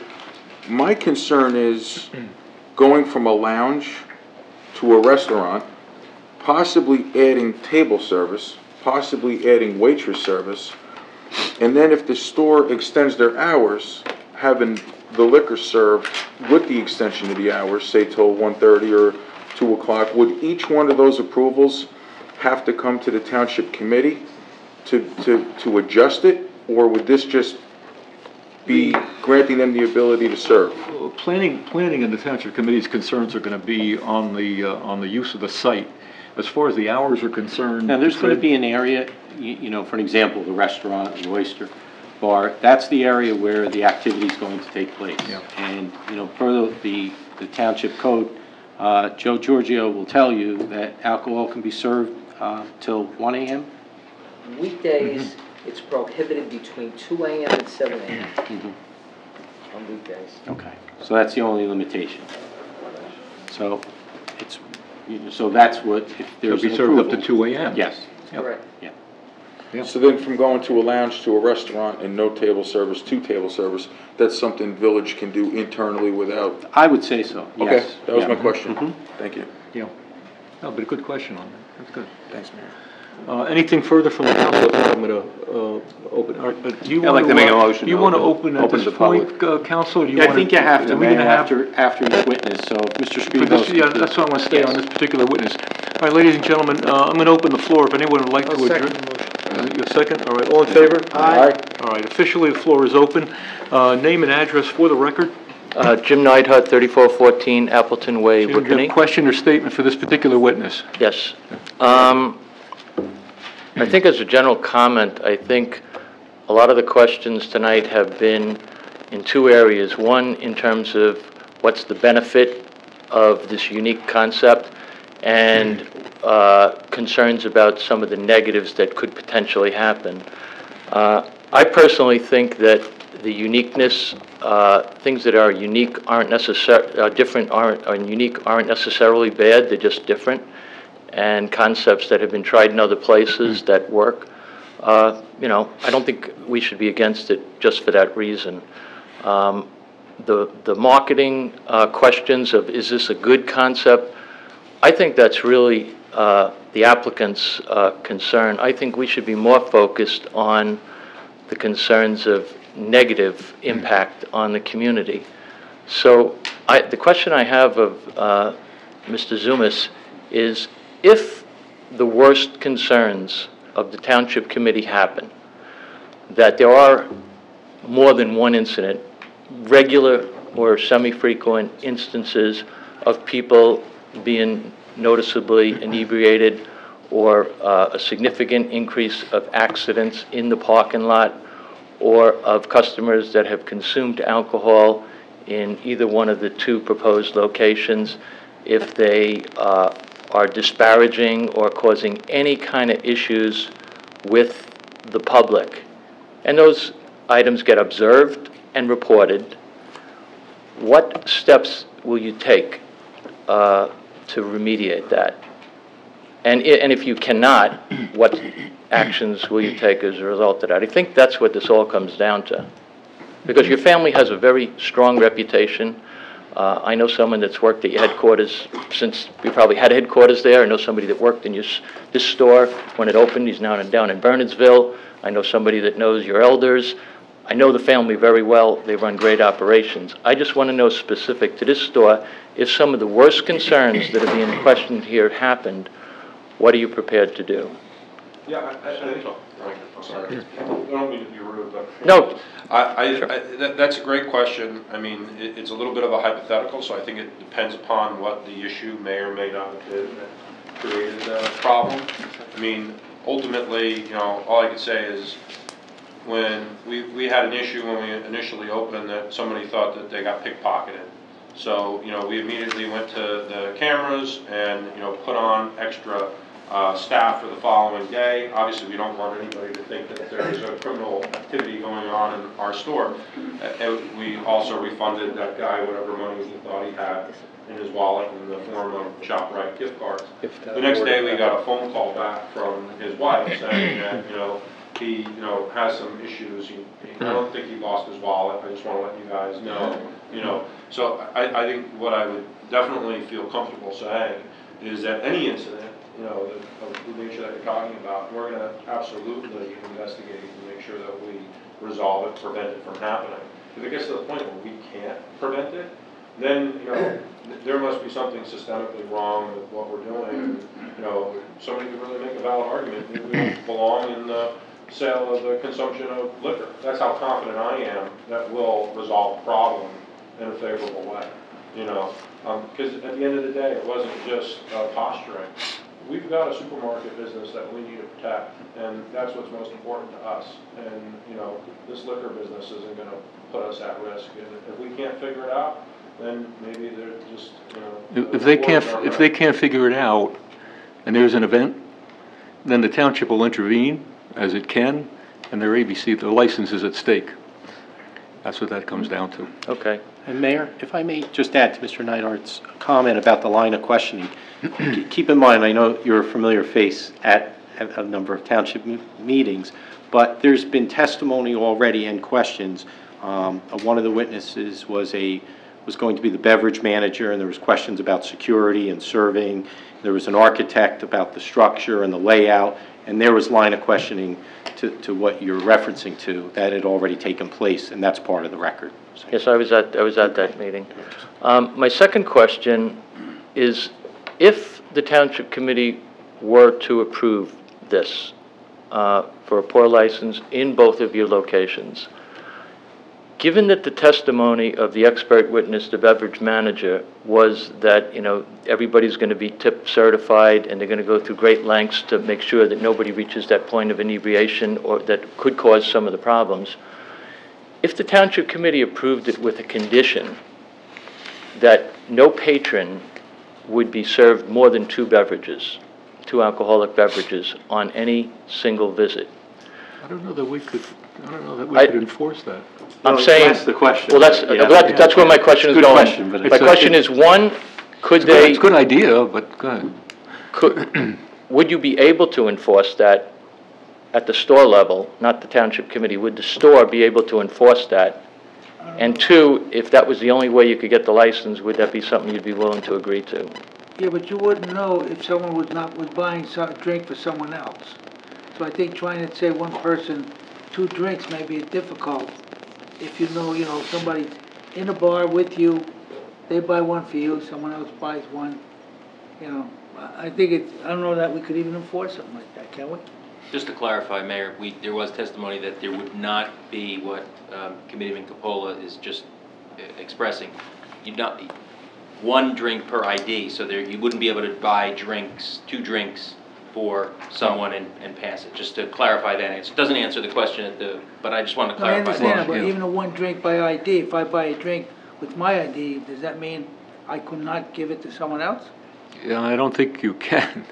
Not You my might not ID, want to I don't advertise know. that. I think we had some testimony about the tip certification All right. oversight. It's a good idea, though. Yeah, well, I gotta be careful. it's a I'm good not idea. concerned with that. Jim? I think somewhere in there was a question of us.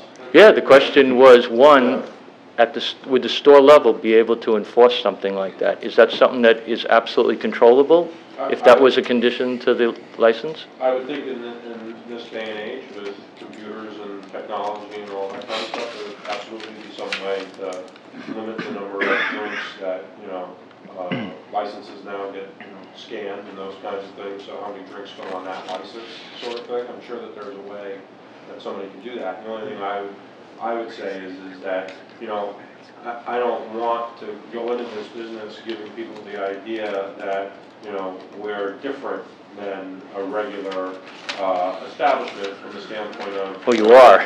You are. That's to the point, the mayor's point. This is unique and this is different. This isn't your standalone bar and grill location. This is a special instance. So I'm saying that because it's a very unique instance, if perhaps the township committee were willing to go along with this approval, but with that strong condition that you could demonstrate, 1, that you could control it, and 2, that you'd be willing to do that in order to get the license, would that be something that you would consider? I think it's something that, we could do, and would it be something that we would consider? Yeah. Because, how many people for an amenity really need more than 2 drinks? No, I agree with you. I'm not saying that they would approve it based on this, because I have no idea what they're thinking. I'm just saying that would overcome that one objection. People are going to be crashing into cars, people are going to be abusing children, that they're going to be doing all these things that are inebriated. Not too many people are going to get inebriated on 2 standard-sized beverages. If that could overcome that objection, then you put that one off the shelf and then you deal with the other things. What if, Wegmans and Farmtastic and everybody else wants it and we can't control this. You got all those other issues, but at least that potentially could negate that objection.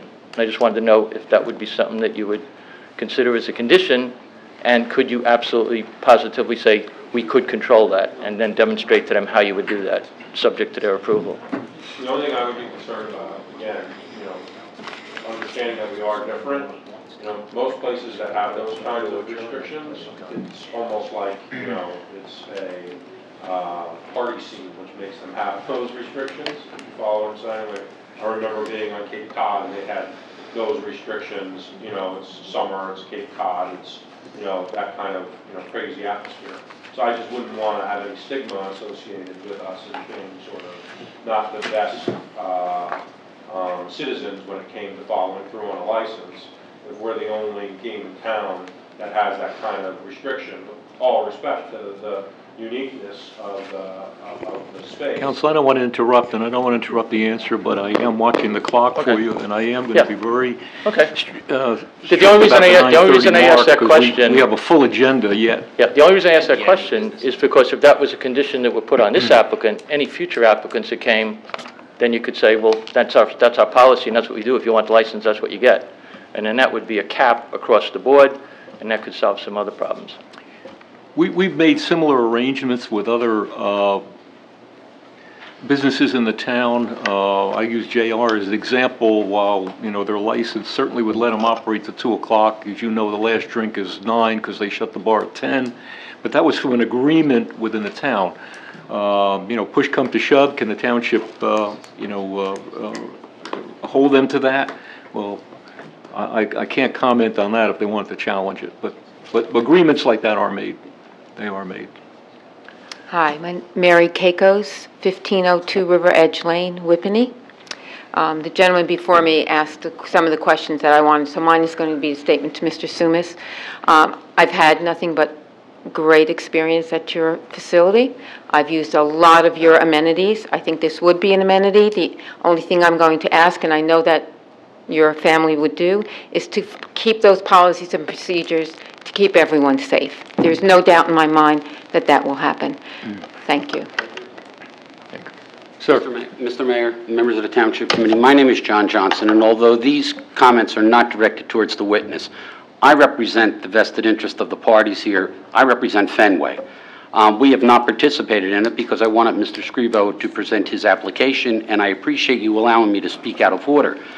But for the record, this matter has been pending before the Mayor and Town Council since October of last year.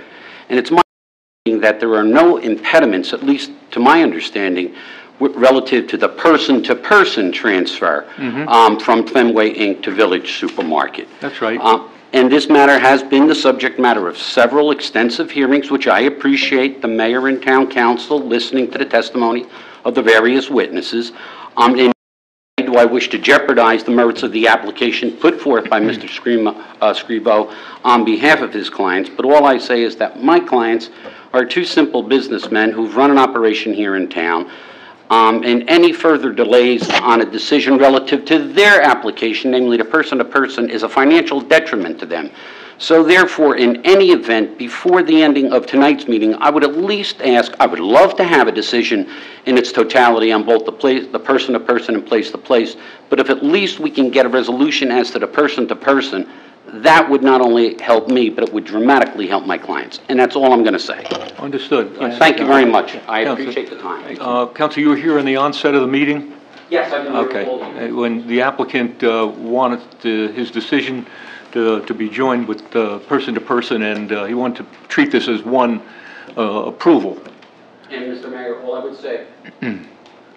I'm not saying that's the decision of the committee. I'm saying that's what the applicant would... Right, and I understand that, and in relation to that, I noted that you said that we would have testimony to 9:30. I did not understand that the application, nor did I anticipate that the applicant would speak for almost 2 hours. Therefore, I thought all of the testimony would be wrapped up tonight, and I was going to be patient and put my comments at the end.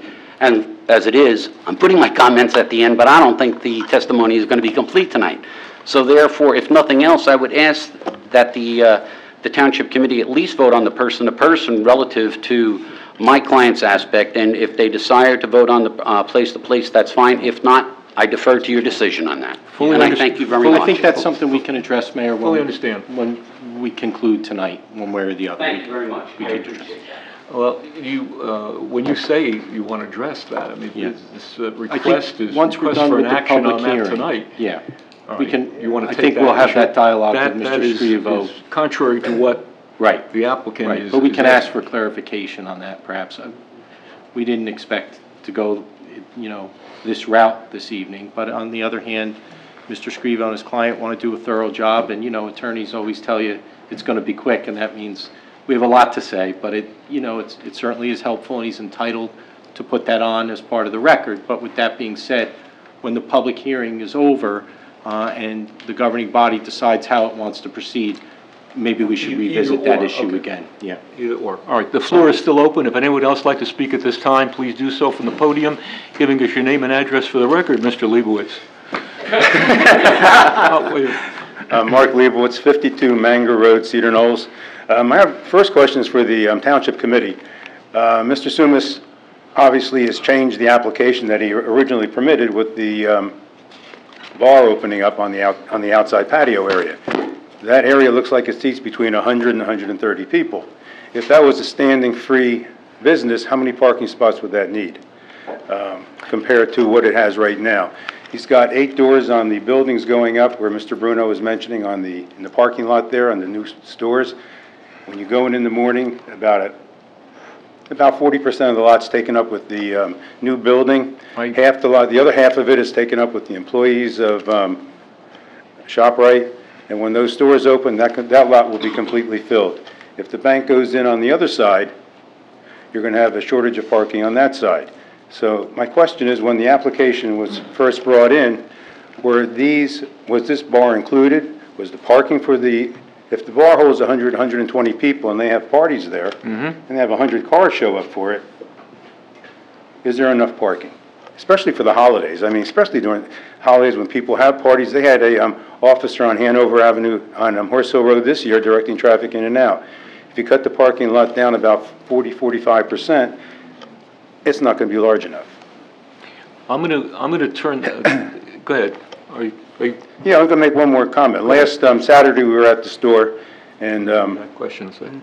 there was a guard directing the traffic in front of the store for the entrance, and we went over and asked, "Why are you here?" And he said, "The cars are going through so fast that they're not stopping to let the pedestrians cross." It's like a 35-foot area, and this is on a Saturday morning around 11, so, you know, there's problems. There's problems when you come into the center, when you come off of Horse Hill.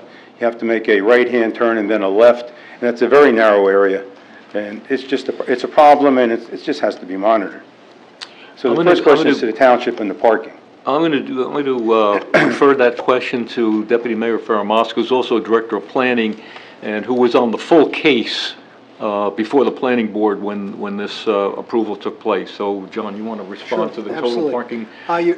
You're asking a very good question, and you're asking us the question in terms of, did we consider the ultimate parking needs of what we're going to see soon at that area? And the answer to the question is yes, because we didn't approve a supermarket. What we approved was a shopping center.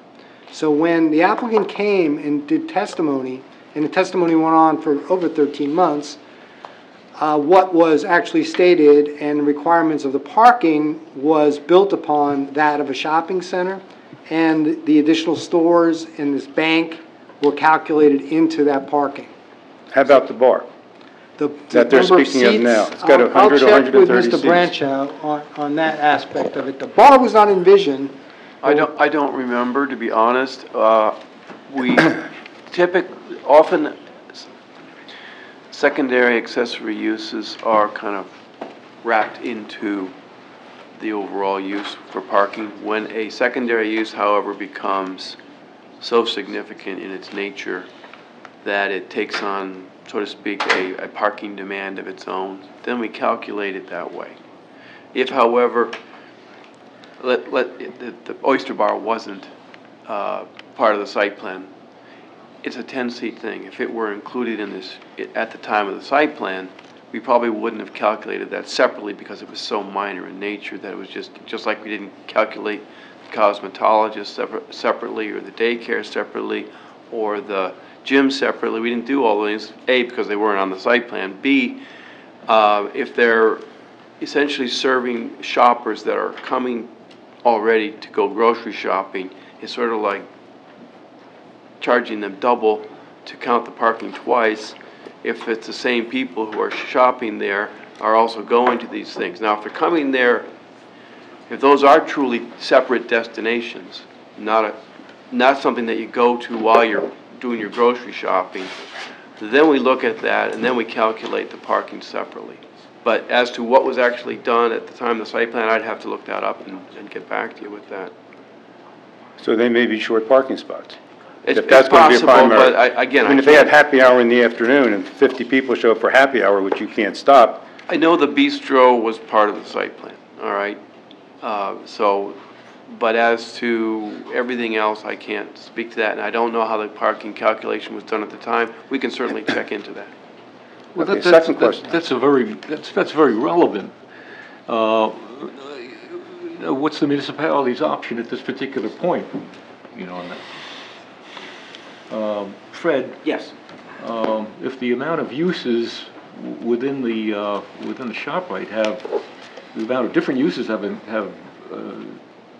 increased or we were not aware of, relative to the parking calculations, what is the recourse of the municipality at this point? Well, you know, technically, that would be something that would Is that a require violation? an application for an amended site plan. But I would say that the township planner is going to be a witness. So at that point in time, I think either the governing body could ask that question or it may come up in the testimony as far as what that means and what the implications are. And I'm sure Mr. Blanchauer, who's the planner, he's very familiar with the application. So I'll defer to him when the time comes during his testimony. That's a good question. Okay, another question would be the outside patio area. When you walk into that area, the bar is on the right-hand side. The room is a rectangular room. If the bartender is on the right-hand side, he cannot see what's going on in the left-hand side because the room is too far over. There's a fireplace in there. There are beams in there. It's just impossible for him to monitor what's happening on the other side of the room. And you're talking about a Bennigan's or something like that. If it's a self-serve, you know, anyone can go up to the bar and get as many drinks as they want and bring them back. You're not going to be able to settle it on 2 drinks or anything like that. And also, if you're going into there at the moment, it's probably not going to change. You can't bring a cart into that room. So if you're going in there to drink and you've been shopping, they're going to have an area where you can check your cart and you get a little slip so you can go back out and get it. Or if they're not going to have a cart, if you can't, you know, go a cart, they're going to have a door going in and out of it into the parking lot, which would probably be better and not have anyone coming in from the inside. When you go into Wegmans in Woodbridge, I think Woodbridge Township had them put their liquor store separate alongside where their grocery store is. If you go into Bridgewater, you'll see wines throughout the store, but you won't see any hard liquor on the floor in the store. You'll have to go to the end of the store through a door where the hard liquor is, and they have cash registers. In this particular store, you have hard liquor going down the aisles. Last night we were there, and I was very happy to see they had little peeps for Easter next to a beer display. I thought it was very nice. I mean, you get the kids and you get the adults, and we have something for each one of them. You know, the way it's set up right now, even with the oyster bar, they're going to have walls going up. You have maybe 15 chairs. People come in and they have a cart, a shopping cart. Are they going to be able to check that when they go in there? I mean, you're setting up situations that are very difficult to monitor. And, you know, before ShopRite came in, Amanda came over to our breakfast, and she said, we're going to work with you as a group. Anything you need, ShopRite's here to work with you. When ShopRite was in Morris Plains, they worked with service organizations. We've gone to her a few times. Mr. Sumas has turned us down every time. They're not working with local organizations in town, and I would just recommend whatever you put down, have it in writing because it's going to be extended. Thank you, Mark. Anyone else at this time? The floor is still open. I'll allow a few more questions, and then we're going to adjourn this portion of the hearing. My name is Tracy Simon, and I live in 26 East Fairchild Place. I just have a question and a comment. My question is there a limited number of licenses in Hanover Township? Yes. So we have one that's available from Half Point that's up for sale to one person. This is a transaction between those two entities, yes. And so there's no others that are available. It's a limited number. If someone else wants one in town, someone else has to give one up. That's how it works? That's correct. And so there's one on the table right now. Unless there's a hotel, my understanding is that if we were to build a hotel somewhere, that's a separate entity. But Okay. otherwise, there is a For like limited- bar restaurants. Exactly. Bar restaurants, We it's cannot one. create any new licenses, other than if it's a facility like a hotel, based upon a certain amount of room Okay. count, a license comes with it. Okay, so this is like bar restaurant level. So I read on this. This is a very attempt to compete with Wegmans. It's a last minute, second thought. It's really, first of all, they can never compete with Wegmans. I've been to many Wegmans. I've been to the Wegmans pub, and the way it's designed is it's a strip mall. And the Wegmans pub, it's like strip mall-like, and they have their own separate entrance and exit, parking area, excellent, excellent restaurants. Yes, it's table service, full menu. It's a planned out ahead of time. This to me seems very an afterthought. This is a Wegmans in New Jersey with a full menu? I've been to the one in Pennsylvania, to be honest with you. I'm sorry. I don't know about the one in... I'm sticking to New Jersey, but go ahead. I'm not sure if there's a Wegmans pub in Bridgewater, but I could look that up in a second. I'm not sure there is. But the corner table at Mill, Whole Foods is a separate thing as well, with entrances, separate liquor, selling, that kind of thing. It's separated. This is like, it really does seem like a last-ditch effort to try to compete or take from that, and I really think we should save the license for the Wegmans pub that's going to be built, not on Route 10, but, off of 287. I think it would be better for our town. We could use another to replace the pub restaurant. We don't have very many. I think that would be a better idea in my mind. I think this is just a last-ditch kind of feeble effort, in my opinion. Thank you. No, I understand. Bill? Yes, Bill For the record, Koenig. you have to excuse me. I know a lot of the people in this room by name, so when Is it's that finally good or gets to bad? some magistrate and he says, well, all right, but Bill, go ahead. Bill Koenig, 26 Hamilton Court, no questions, just an observation. A few years ago when I was at the university, every Friday, the cigarette manufacturers used to come and pass out free cigarettes, okay? And everyone thought that was a great idea. Several years later, currently, we now have no smoking here and no smoking there, and we have secondhand smoke and secondhand, no smoking places. I believe, I'm not sure since I don't smoke, but I would suspect that you can buy cigarettes, but you can't smoke in the store.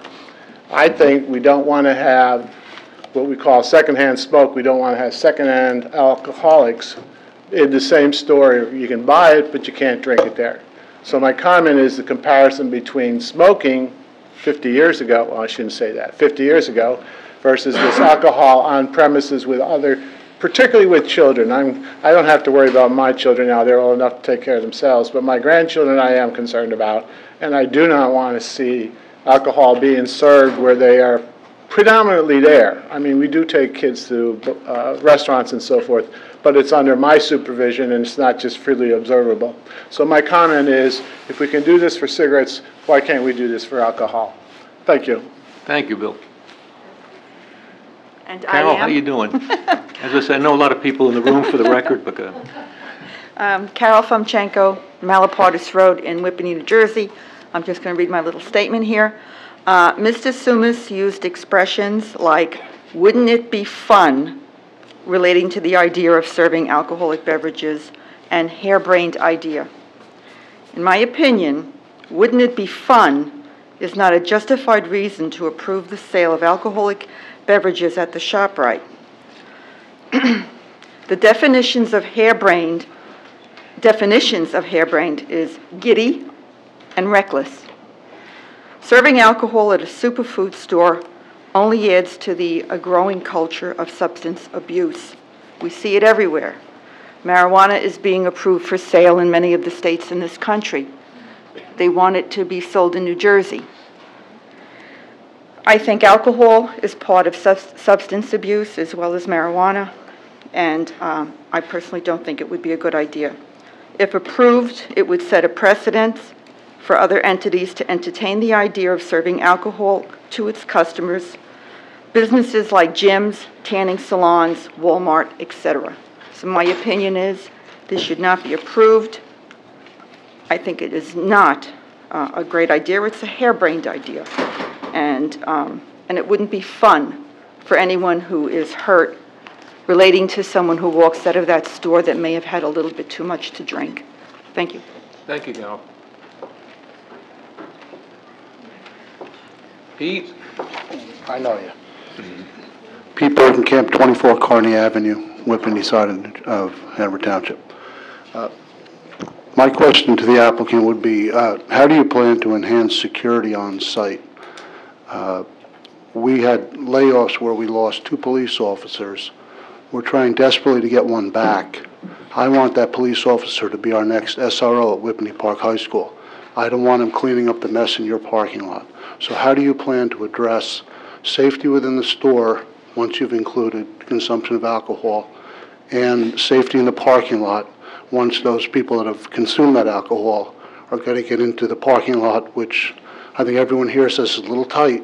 So how do you look to mitigate that problem for us in Hanover Township? Well, I think there's been testimony on our schedule with security currently. I think, we have 2 security guards there, pretty much from opening to closing, and we have a car in the parking lot currently. I would challenge any other establishment in town that's serving alcohol that has that kind of security anywhere. Obviously, we've been here for the entire testimony. If there are issues, we will address those issues. We have some stores that we actually pay off-duty police, whether they're municipal police or whether they're the county police, all according to who's available. You pay their fee, you don't pay them off, but go ahead. I wasn't. A bad choice of words. Paying them off, but bad choice of words. I just didn't want the taxpayers to think that they were going to lose police because we were using them. So, if there were issues, we go to that extent in regular neighborhood stores. So we'll deal with whatever the security issues are. I would just say, not to prejudge it based on, most establishments in town that serve alcohol don't have any security involved. True, but they're also not commingling with parents with small children, and they're not trying to get back and forth. The assumption when you go to food stores that you've got like-minded people doing like-minded things, i.e. shopping for food. Now we're going to add like-minded people who are also consuming alcohol. So my concern is as Mr. and Mrs. Jones are trying to get 4 kids back into the vehicle and someone has had a couple of drinks at home, and then, because let's be realistic, the worst thing is what goes wrong. It's not the best case scenario. I can survive the best case scenario forever. I've coached kids here for 20 years. I've buried 3. The worst case is what we're concerned with. And Chief Gallagher's here. So my concern is, will you supplement with armed security in addition to the 2 officers you have now? One of the officers we have is armed currently. So, if there is a need, we will address the need. All right. I'll hold you to that. Yeah. Thank you. Anyone else at this time? I'm just going to let it go a little further, only because I know the public is here, and then I'm going to... Good evening, Karen Perry, 18 Sunset Drive. I have a couple quick comments and a question. On a lighter note, any more reference to my husband going or men going to the supermarket because they will have a chance to drink just like tightens my backbone a little bit. Certainly not something I want to demonstrate to children either. But on a serious note, the quality of life in Hanover Township is wonderful. And I think that's because we've always held something to a higher standard. I'm very proud of that. And I have to say that when I first saw the Oyster Bar, I thought it looked like a bar. And so to me, I'm sorry, but a long time ago I thought what looks like a bar is going to be a bar. I was there again today to see if it's changed any. There were bar stools, nicely padded, 2 tables and 2 seats at each table. So I assume that's about 13 capacity. I was concerned, and these are some of my questions, Mr. Sumas. In the kiosk area that you have, I can take my supermarket cart and someone can pass me. And then on the other side as well. But when I narrow down towards the bar area, it's one way, and one way the other way. So I always think that's like a jam. If there's only 13 seats available, can I expect a waiting line outside the little doors that are going to be there, and that would go through the produce? How will that be effective? Yeah, we would anticipate that customers wouldn't wait online to go into the space. I think that we have 13 seats. That's our full capacity. And if somebody wanted to drink in that space, it would be like being at a restaurant. You couldn't sit down. You'd have to wait in the lobby, or in this case, you would... Yeah, see, there isn't a lobby. You would have to go past the produce again. Well, I think ultimately what would happen would be, either they would go into the patio area, in which case they could, sit down there, or they would continue shopping and try to come back, but you go to Joe's and the Short Hills Mall, and they're faster to make all this. So it brings me to, I can't predict whether they will go to the patio bar. I assume they'll just wait till someone else leaves so that they can go in. And there will be a little bit left over. So I have to be honest, I avoid the supermarket like the plague, okay? But I'm forced to go for produce, bread, meat, milk. It takes me past that oyster bar. I can make a choice to Applebee's and my grandchild someday not to submit her to that environment. But I go to the supermarket. I don't have that choice anymore if I have to pass the patio bar, or the oyster bar, whatever it is. So I just am vehemently opposed to the bar within the supermarket. I'm not interested in what's done in Colorado, California, anywhere else. I like the quality of life here. The other thing is, to the committee, we will have Wegmans. And so if we have an oyster bar in the middle of ShopRite, maybe we'll have a bigger one at Wegmans. I don't want to be the town that has 2 oyster bars now serving liquor in the middle of the produce and that area that I don't have a choice when I go into that store to avoid. Hi, Barbara Ames, Hanover Township. It's Cold Lane. You've got the distinction of being the last speaker because I am going to cut off dialogue after this. Go ahead. I just asked the witness, I assume you understand that you're the only, I believe this is true, I believe you're the only you're the only grocery store in Hanover Township that even sells liquor, isn't that correct? Of this size and scope? Well, we don't, I don't think there's another grocery store that sells liquor, is there? No. Okay, so it's already the only grocery store that sells liquor, and it's not just wine, it is hard in there. And I'm just curious, when you for that large area, which really could be a rather small restaurant, what you designed, or since you did not come before this body, when you sought your original approval, and the mayor spoke about that at length. So what was that, could you answer me what that space was designed for? Yeah, basically what I was trying to say earlier was because the space was located next to the seafood and by the liquor area, we're trying to get something that sort of transitioned it. Behind that space is actually our kitchen. So we were going to do service food, and what we've been doing since we opened, relatively unsuccessfully, is service food without alcohol. And the thought was that if it failed, we would then have a decision either to think about alcohol potentially, or to just close it and use it as like the storefront of the liquor store. Okay, I'm really talking about the patio area, though. That's the space that I'm referring to. So if you didn't foresee using allowing alcohol there, or parties, or I'm just, what did you design that for? It's not a grocery area, obviously. The patio area was really our dining room. It was originally designed to be our dining room, and at the last minute, we decided to put in different piping in case we wanted to, put a bar in the corner of that area.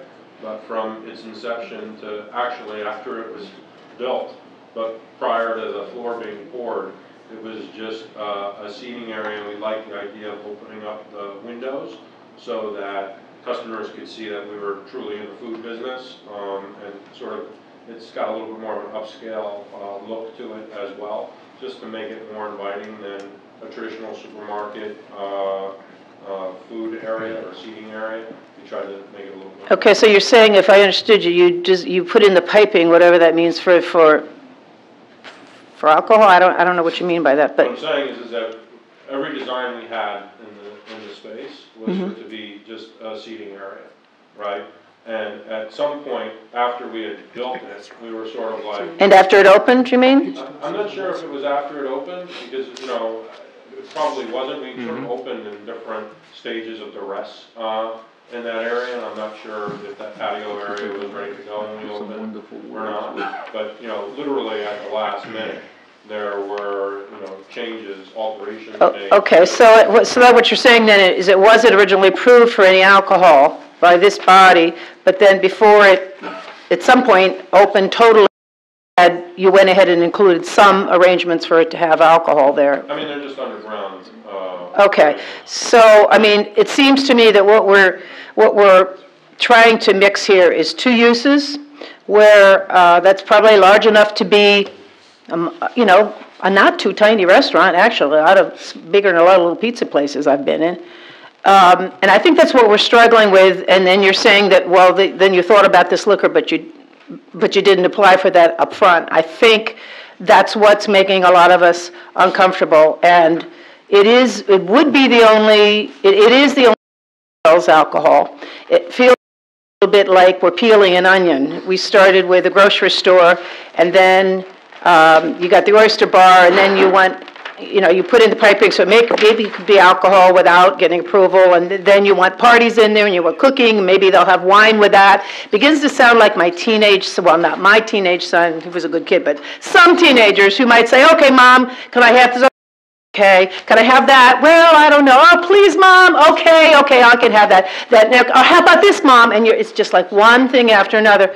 And I'm just wondering whether you can appreciate from our point of view, being the only store in town that sells alcohol at all, and now being come back and asked for this, and being concerned about where we're getting a Wegmans and what are the implications of that on other stores.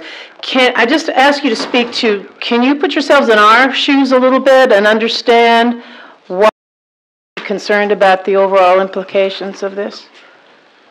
Yeah, I mean, I understand the thoughts and the concerns. The challenge that I have as a businessman is that, I have confidence in our ability to run things in the way that you would all feel very comfortable. I don't consider myself a teenage kid, and I don't consider the people that work for me in that class either. This thing is a serious endeavor for us. That store is a serious investment for us. And, like I tried to say earlier, it's going to be difficult to keep everybody happy. And I understand everybody's concerns, and the weight of them are going to carry with me, hopefully, if we... Yeah, I understand. I believe you. I believe you're concerned about your business model. I'm just asking if you can empathize with our concern, and it's a little bit like, I guess, asking to put the genie back in the bottle. Because the genie is out of the bottle, and we allow that, then there are implications for other stores in town and lots of other things that this town didn't anticipate. And so I'm just asking you to understand that a little bit. And I think concerned about I'm concerned about the, so much of our society this is the argument, it won't be a problem, let's just do this, it's not a problem. I would point to, the marijuana thing that Carol talked about, and yeah, we were never told that it was going to be, when it was legalized some places for medical uses, that it was going to look like a little candy store with candies. Oh, they didn't tell us that. Once you do this, then what's the next thing that's going to fall? And then you want to, you want a cooking party. Maybe you've got 200 people and you can have a big party there, and there's going to be more implications for alcohol. And, I just think it's like peeling an onion, and we're never sure where the end of it's going to be. That's my thoughts. Ms. James, I can't speak for the witness, but I do want to answer your question. You asked a question about, from a planning standpoint, the patio area, what was the patio area? From a planning standpoint, what was presented to planning board was that was going to be a restaurant, it was going to be a dining area, and that area has functioned very well as a restaurant, as a dining area. I personally have gone there for lunch, I've taken clients there for lunch, people enjoy it, it's a buzz, it's a nice, uplifting, different experience. I've seen families taking dinner in there on evenings with pizza and things, going to the Lavazza area, grabbing a coffee, sitting down, maybe having a piece of pastry. So it's functioning very well as what was first presented to us from a planning standpoint. So I just wanted to clarify. Okay, so what you're saying is it essentially works very well for the purpose for which you approved it, you're saying. It's not like it's struggling or anything like that. It's working well for the purpose which we originally approved, yes. Okay, thank you very much. Thank you, Barbara. Ladies and gentlemen, I'm going to close this portion of the meeting and move on to the Township Committee's deliberation and taking up the question of whether or not the Township Committee wishes to move forward or not on the person-to-person. Yeah. I do want to... Mayor, I think, clearly we're past the allotted time and we're going to have to come back. And well, let me first motion to close this portion of the meeting. So moved. All in favor? Okay, for the record, good. Yeah, and so we're going to have to come back. With respect to the person-to-person transfer, I sense here that the applicant and the license holder may have a different position at this point in time relevant to this issue. So what I'd like to do is discuss this in closed session with the governing body, this particular aspect of the application, just to go over this. It's my hope that perhaps there could be a consensus by the applicant and the license holder about that issue. Because I could see that there may be a concern here because everyone has acted in good faith to try to move the application along, but... Is there a reason for the phone light? Or you just keep hitting your flashlight? Oh, I'm sorry. That's Yeah, quite it was I thought you were, bright. I It thought was you were, real I thought you bright. were lasering us, but that's I thought you were illuminating us or something. I thought it was me. No. But, he was after us all.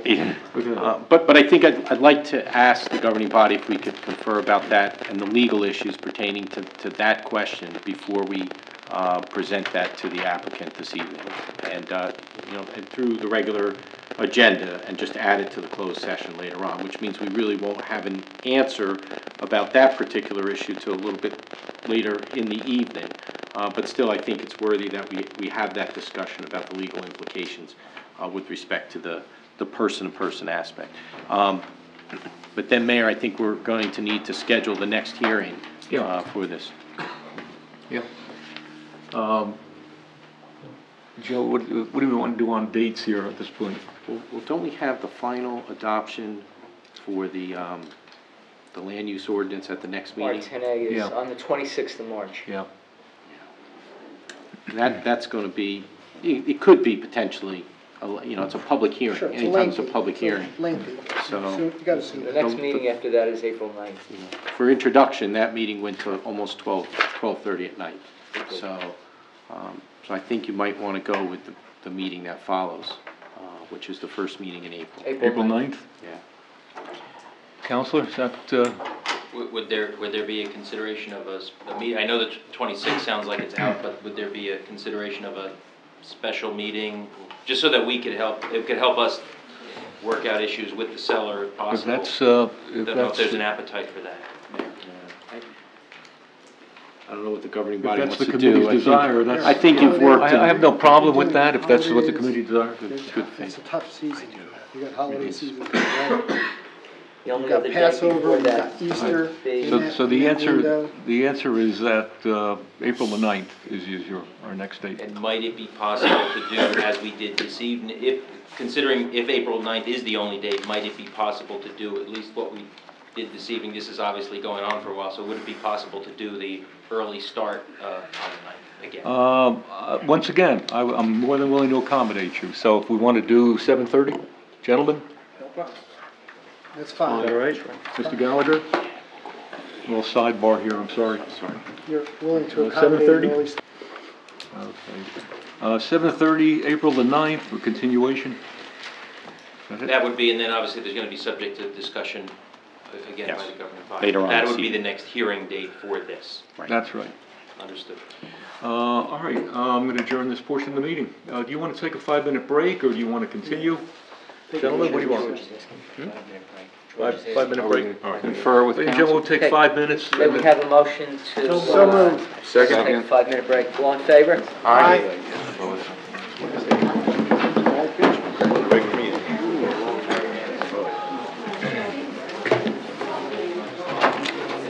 Annette, I stopped this because I don't want it to keep going for 5 minutes. This is at 10:04 p.m. we're reconvened, and I believe Mr. Samuel. Mayor, I'd like to ask the governing body if we can go into executive session. It's attorney-client privilege regarding the person-to-person transfer application and the legal implications. It's not about the place-to-place transfer and the testimony. Right. It's just about the implications of the person-to-person. I'd like to advise. So moved. That's fine. It's moved and seconded. Second. All in favor? Aye. All right, well, the record show that we are going into executive session, but this hearing will continue. Yeah, this is just a recess until we come back. Okay. All right, bear with us, ladies and gentlemen. All right. reconvene the regular meeting of the Township Second. Committee. Motion by Mr. Capola, seconded by Mr. Bruno. All in favor? Aye. The meeting is now reconvened, and we will continue with the regular meeting agenda. Right. We're here, I am. What are you up to? Okay, open to the public. All right, ladies and gentlemen, at this particular point in the meeting, it's customary to open the meeting to the public for any items not appearing on the agenda. Motion to open. So moved. Second. All in favor? Aye. All right, ladies and gentlemen, the floor is open. Anyone who would like to address the Township Committee at this time could do so from the podium, giving us your name and address for the record. Good evening, gentlemen. Len Ferriello, Whippany. 2 weeks ago, the Township Committee introduced the R10A ordinance for the Emmanuel... Mr. Ferriello, I would have to say that if you're going to talk about the R10A, At the appropriate time. You'd be out of order because tonight is not the public hearing for that. I understand. That's going to be on the 26th of March. Well, I have to defer to Mr. Samrow whether or not that can be entered into the record because this is not the public hearing for that. Yeah, it's not the public hearing. He can be heard this evening, but, you know, when it comes time to, if there's ever a record to deliberate regarding the ordinance, the record would be that public hearing. But I understand this evening, that. you can speak about any matter pertaining to township business, but Administrator Giorgio is correct. If you're speaking in terms of having a record with respect to the ordinance for final adoption, that wouldn't be part of No, it. I'm not. The ordinance hasn't even been noticed yet or given out, so. But I am here to speak about the R10. And 2 weeks ago, the Township Committee introduced the R10 ordinance for the corner of Whippany Road and Park Avenue. And this afternoon, I sent the Township Committee an email about some suggestions I was making about the corner of Whippany Road and Park Avenue. And this evening, I would just like to put those suggestions on the record and ask for your consideration. And my suggestions are to introduce a new ordinance for the Emmanuel Presbyterian Church property. Call it whatever you want, R10B, R10 cluster, anything, but trying to retrofit the existing R10 into this piece of property just doesn't seem to fit. At this point, the township hasn't sent any notices or spent any money for postage, so all it would do is lose 2 weeks and we'd gain a better housing plan to fit this location. The R10A allows for 25 large, 2.5-story, 4-bedroom, 4-bath houses, 16 feet apart, much too dense for the visible location. I was at the planning board meeting and the R10 concept plan, and I understand you can work with that and change that at planning, but the concept plan showed a loop road 20 feet from Whippany Road and Park Avenue. But you do know that was site plan, and that's nothing that the... I do know that. Okay. I'm really focused on what's allowed in the zone, but I'm just stating that you had the external loop road, and there's nothing in the ordinance that prevents that. And I'm just saying that we could write an ordinance to fit that, and maybe even in that instance, just say the houses have to be accessed from an internal roadway. There was also guest parking at the corner of the entrance to Hanover Township. There's no provision in the zone to maintain adequate lawn or landscaping area at the corner of Whippany Road and Park Avenue. And I think that should be an intricate part of any zone on that corner because that is the entrance to Hanover. We have a welcome to Hanover sign. And to have a parking lot there, I don't think anyone disagreed with you that evening. Okay.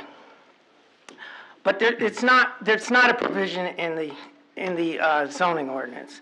There's no provision to prohibit exterior roads, and there's no provision to limit the size of the houses. So I think this is unacceptable, and I believe if a developer comes in with a site plan that conforms to the zone specifications, the plan will have to accept it.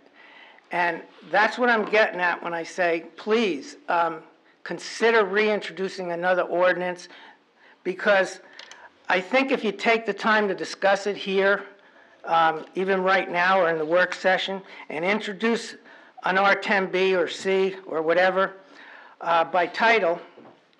And then you can write the ordinance that the committee, the contract purchaser, the landowner, and all the neighbors would love to have in the neighborhood. But at this point, what it looks like to me is that, you know, it went from multifamily housing, but now there's still a lot of, I mean, that's really crowding a lot of homes and a lot of large homes into a 6-acre area. And so I'm just asking you to consider, I mean, we all care about Hanover Township, and you just have to visualize what that's going to look like. If this zone passes and there's all those houses there, and it's just not going to fit with the character of our community. I, for one, and I don't speak for my other 4 colleagues, I, for one, realize that in conforming to the R10A, that this developer may not be able to get the amount of units that he wants. Why? Because the site plan that he showed us, as we all looked at, with the outside road, is not acceptable. And by the way, it wasn't even officially talked about because he has not submitted a site plan yet. But I will tell you this, and I think I might even speak for the director of planning, that if he submits an exterior roadway like he did, that parallels Whippany Road and Park Avenue, I'll laugh him out of the planning board. It was a concept. It's a concept. Well, I appreciate Now, that. Something was drawn, I drew something that evening that I think had some merit, and I circulated it around, but it does call for a bisected roadway that goes through with an internal cul-de-sac where the corner can be protected, and I don't disagree with you that the parking on that corner, you know, is not beneficial. It's an incoming area of the township. It should be landscaped. It should still have our sign on it, welcome to Hanover Township. And in conjunction, one of the other comments that you heard was that the houses should not have driveways out to the street. Yes. That the front yards of these houses should face the streets, but the rear yards would be the driveway accesses and the garages to come in from the back off of the internal street network. But all this is, Len, all this is site plan. You and I know this. But if I'm going to modify that with an R10B, and I'm going to give him in that R10B consideration for more units, I'm not going that route. The R10A, best I could see with that internal driveway system, he may squeeze 21, maybe 22, but he ain't getting 25. So, I mean, that's my opinion. If anybody else on the board has an opinion, I welcome it. But you heard from me that night. Yes. Yeah. And I agree with you, and I drew a similar wait a second. Concept Note plan. the minutes that Mr. Ferriello and I agree on something. Yay. But what I'm saying is there's, you know, it's sort of a trade-off, and you heard me say this at planning. Yes. When you give a developer more density, now it was testified here originally that he could build 14 single-family homes as it's zoned. You're giving them more homes. Even if you went to 24, it's 10 more homes. Yep. There should be a trade-off, and what I think should have been written in this ordinance, but couldn't have been because it's an R10A, right, and is that kind of a consideration, actually restricting or saying something like there has to be a common area at the corner to accommodate, you know, the entrance to Hanover Township. Yeah. It's things like there is no provision about an external road, and if this developer sold a project to somebody else and he really came in with a conforming site plan, I think you would be forced to have to. He would have to get that, Len, you know he'd have to get the votes to get that site plan approved. Now, I know your feeling on that. Yes. Okay, and I won't go there, but I doubt very, very much that would succeed. It was an atrocious plan. It really was. I think it was an attempt on the developer's part to show how he could fit his 25 or so units without regard to the aesthetics of the whole site plan. I would say in a New York minute that thing wouldn't fly. Well, we haven't seen what's going to be built on North Jefferson Road yet, but they're going to be similar homes. They're large homes. There's hardly any space in them. And, you know, I just think for that area, you could actually design a zone that would fit. And I wouldn't recommend 16-foot between large homes anywhere. And, I mean, even you have to consider the families that are going to move there, 4-bedroom, 4-bath, these huge homes. You're going to have a greater impact on the... I have another point of view on that, and I was going for age 55 and older restricted. Well, you can even write it that way, But, a single family age restricted. You know?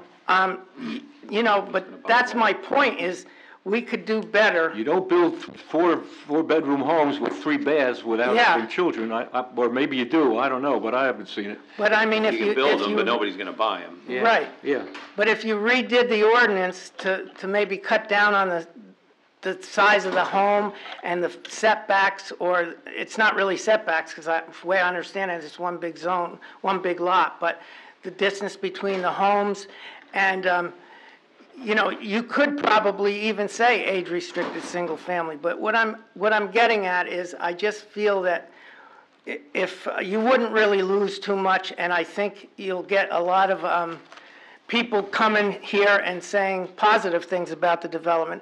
I was thinking about it, and I actually really think it would be better than what's zoned there now with 14 individual driveways going out. Oh, yeah. But I just think it's too crowded and doesn't have enough provisions in it to protect the site itself. I think we're on the same page. I think our concerns are the amount of units still, you know, even though, you know, hypothetically it went from the age 55 age restricted, which were 40-something odd units, now down to this, and I think we're still not happy.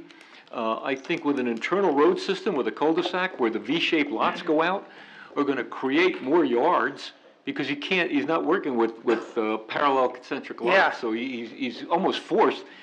To some degree, that's what we're trying to do, is we're trying to force a design that's going to take away some of his ability to build. Because like I said, the one that you and I saw Tuesday night, I'll say it on the record, it was an abomination. Yes, you know? it was. And, you know, I couldn't possibly see it happen. But in any event, you know, if the gentlemen want to consider a modification, they'll discuss it. And I would if they want to appreciate make a that. recommendation to the planning board to, you know, because it went to planning for consideration, so if they want to modify that, it's their call. Ron, can I just address something with Lenny? Len, I just want you to know also with the corner coming into Hanover Township, I spent quite a bit of time talking to Ron and John about that, and for 3 or 4 years now on the Green Team Environmental Commission, we've been looking at all the entrances in the Hanover Township. And we're looking at that as an opportunity, even to work with the Environmental Commission. And we've already went back and forth with specific plant material to make it look really, really nice. So what you mentioned there with that corner, we're well aware of it. And we're well aware of a couple other entrances to Hanover Township too. And we're going to be trying over the next year or two to work on those with the Environmental Commission and the Green Team and private companies. But I want you to know we spent quite a bit of time talking about that one corner It's sensitive. in the last 5 or 6 days, because that's our big entrance into Hanover Township. That really, so we hear that's you loud and important. clear on that one too. Well, I'm not going to prevent it if, under this R10 ordinance. This R10 ordinance was really designed for there. So that's why I'm saying, if you modify it, I think you just have to call it by a different name. Then you have total freedom to create an ordinance that's made for this particular site.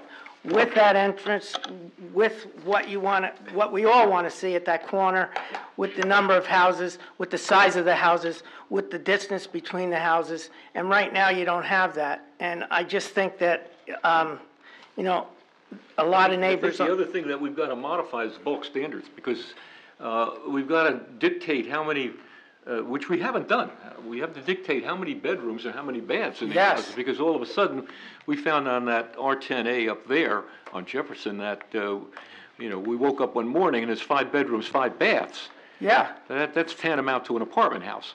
So, I mean, we managed to intercept that, I will use that word, and the builder cooperated to the point where he pulled back the permits on that. But that's what could happen. So the standards got to be changed on that too. Yeah, and I did appreciate your I didn't know it was going to be on there, but the regulation of religious institutions too, because that was a big fear of the people of how these religions, institutions are becoming big businesses. And so, I mean, even on that corner, if that were to occur, you really need some kind of regulations there. Yeah.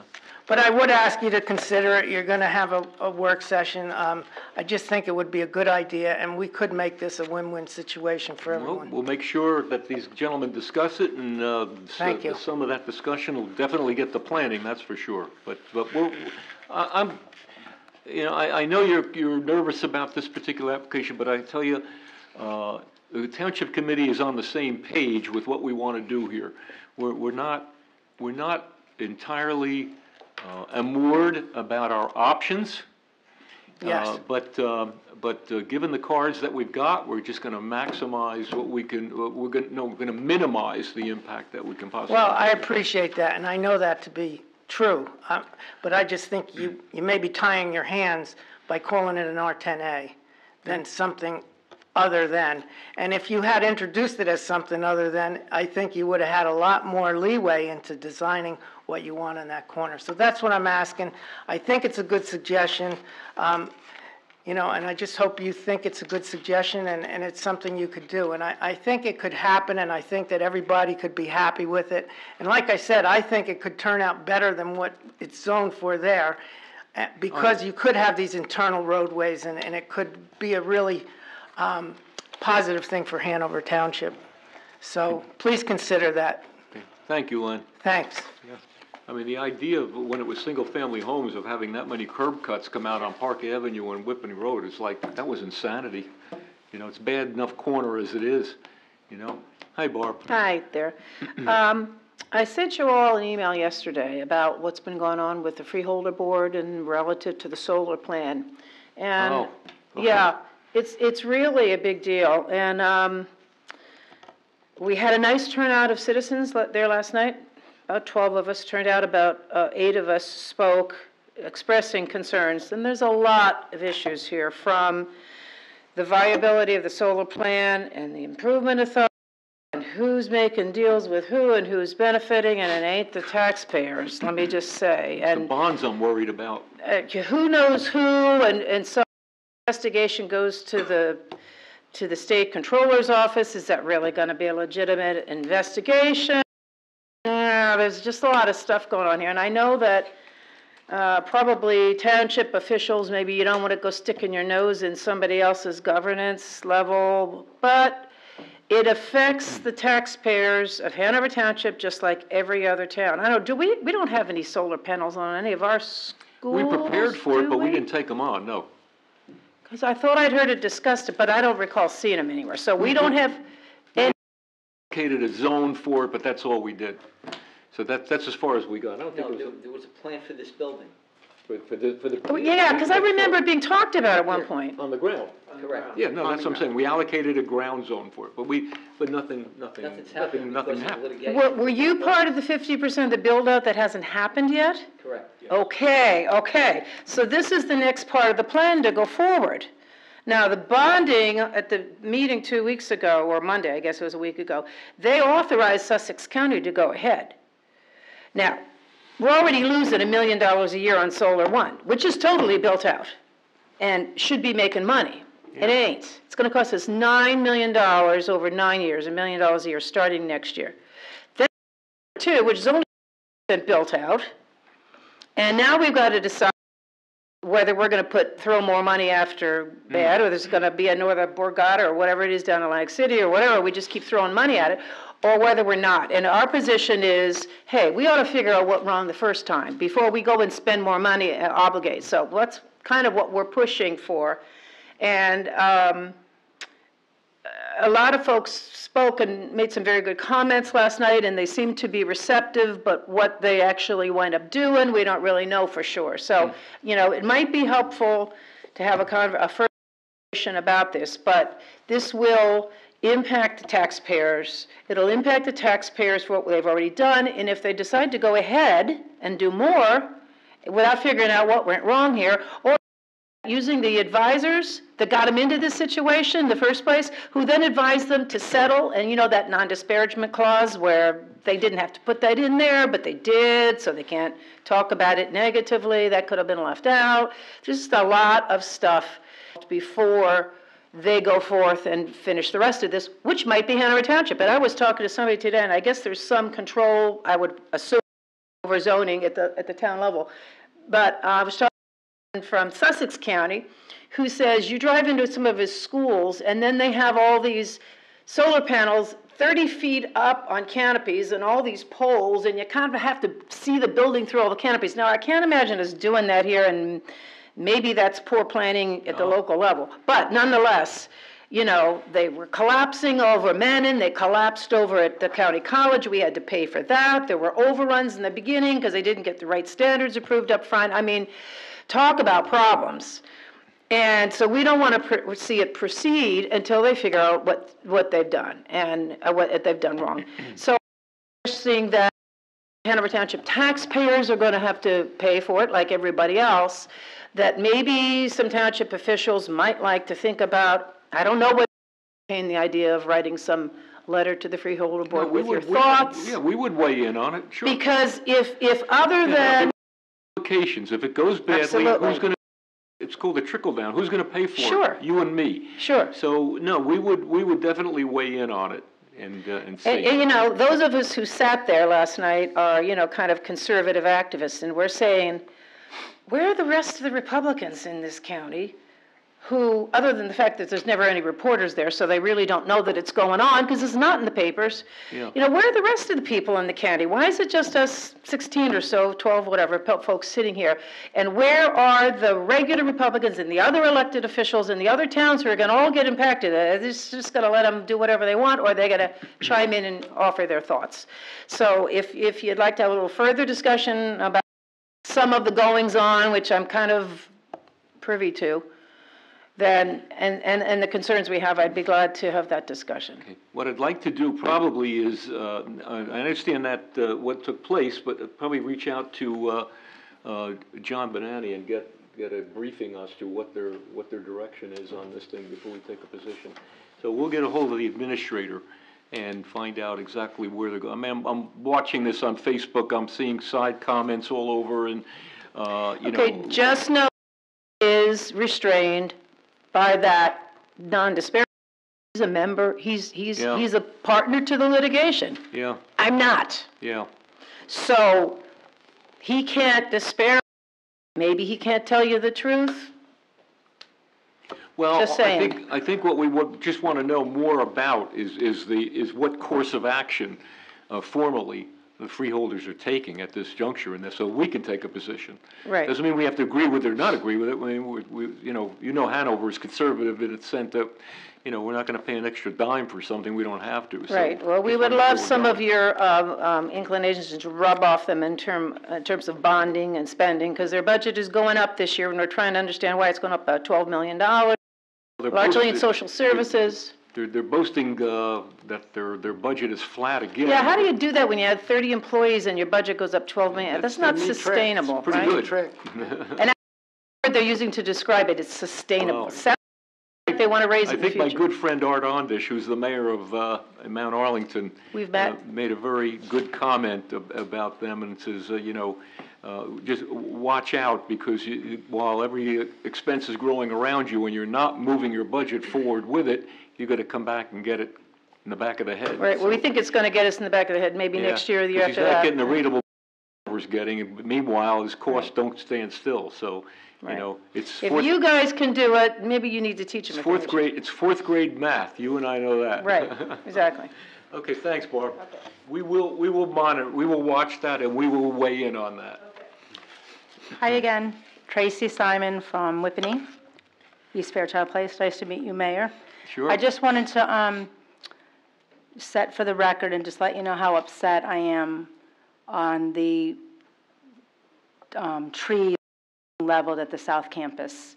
The trees, the large trees? All the trees that I can see.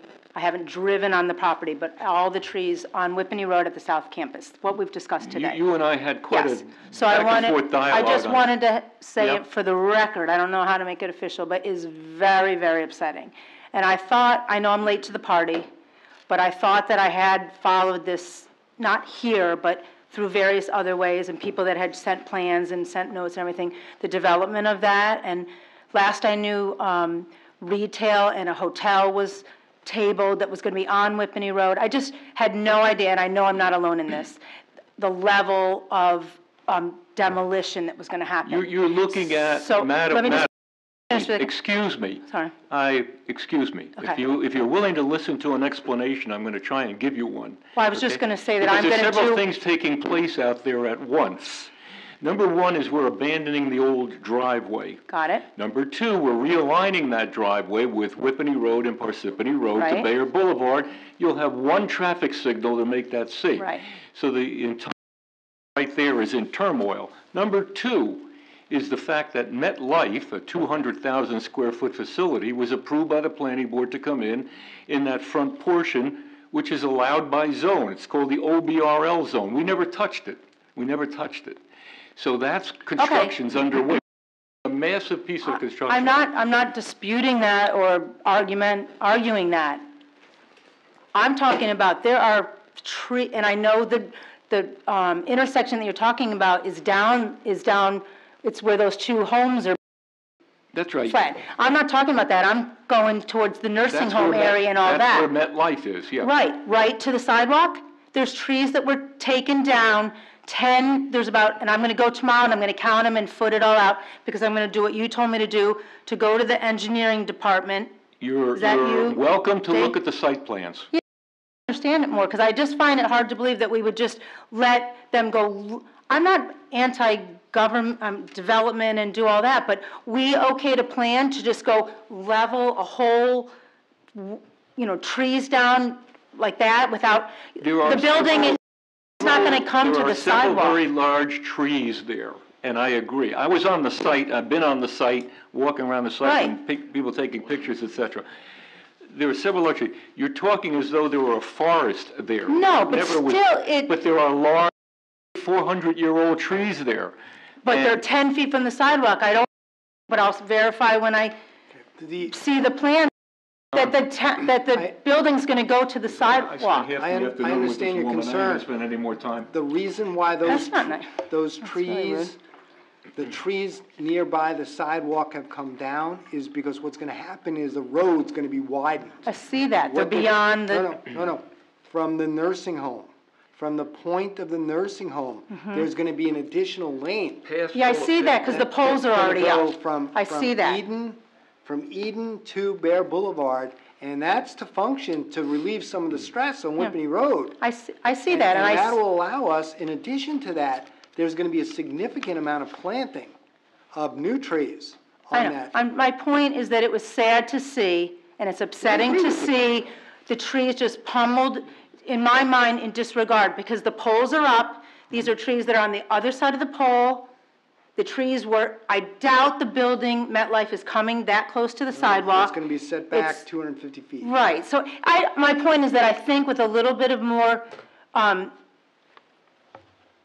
planning, thought, I don't know what the word, I'm not saying that you didn't plan or whatever, but just, we could have been there, tag these trees, they're not gonna be, the aesthetics, we should be trying to keep the aesthetics. I'm not anti-development and all that, but just plan.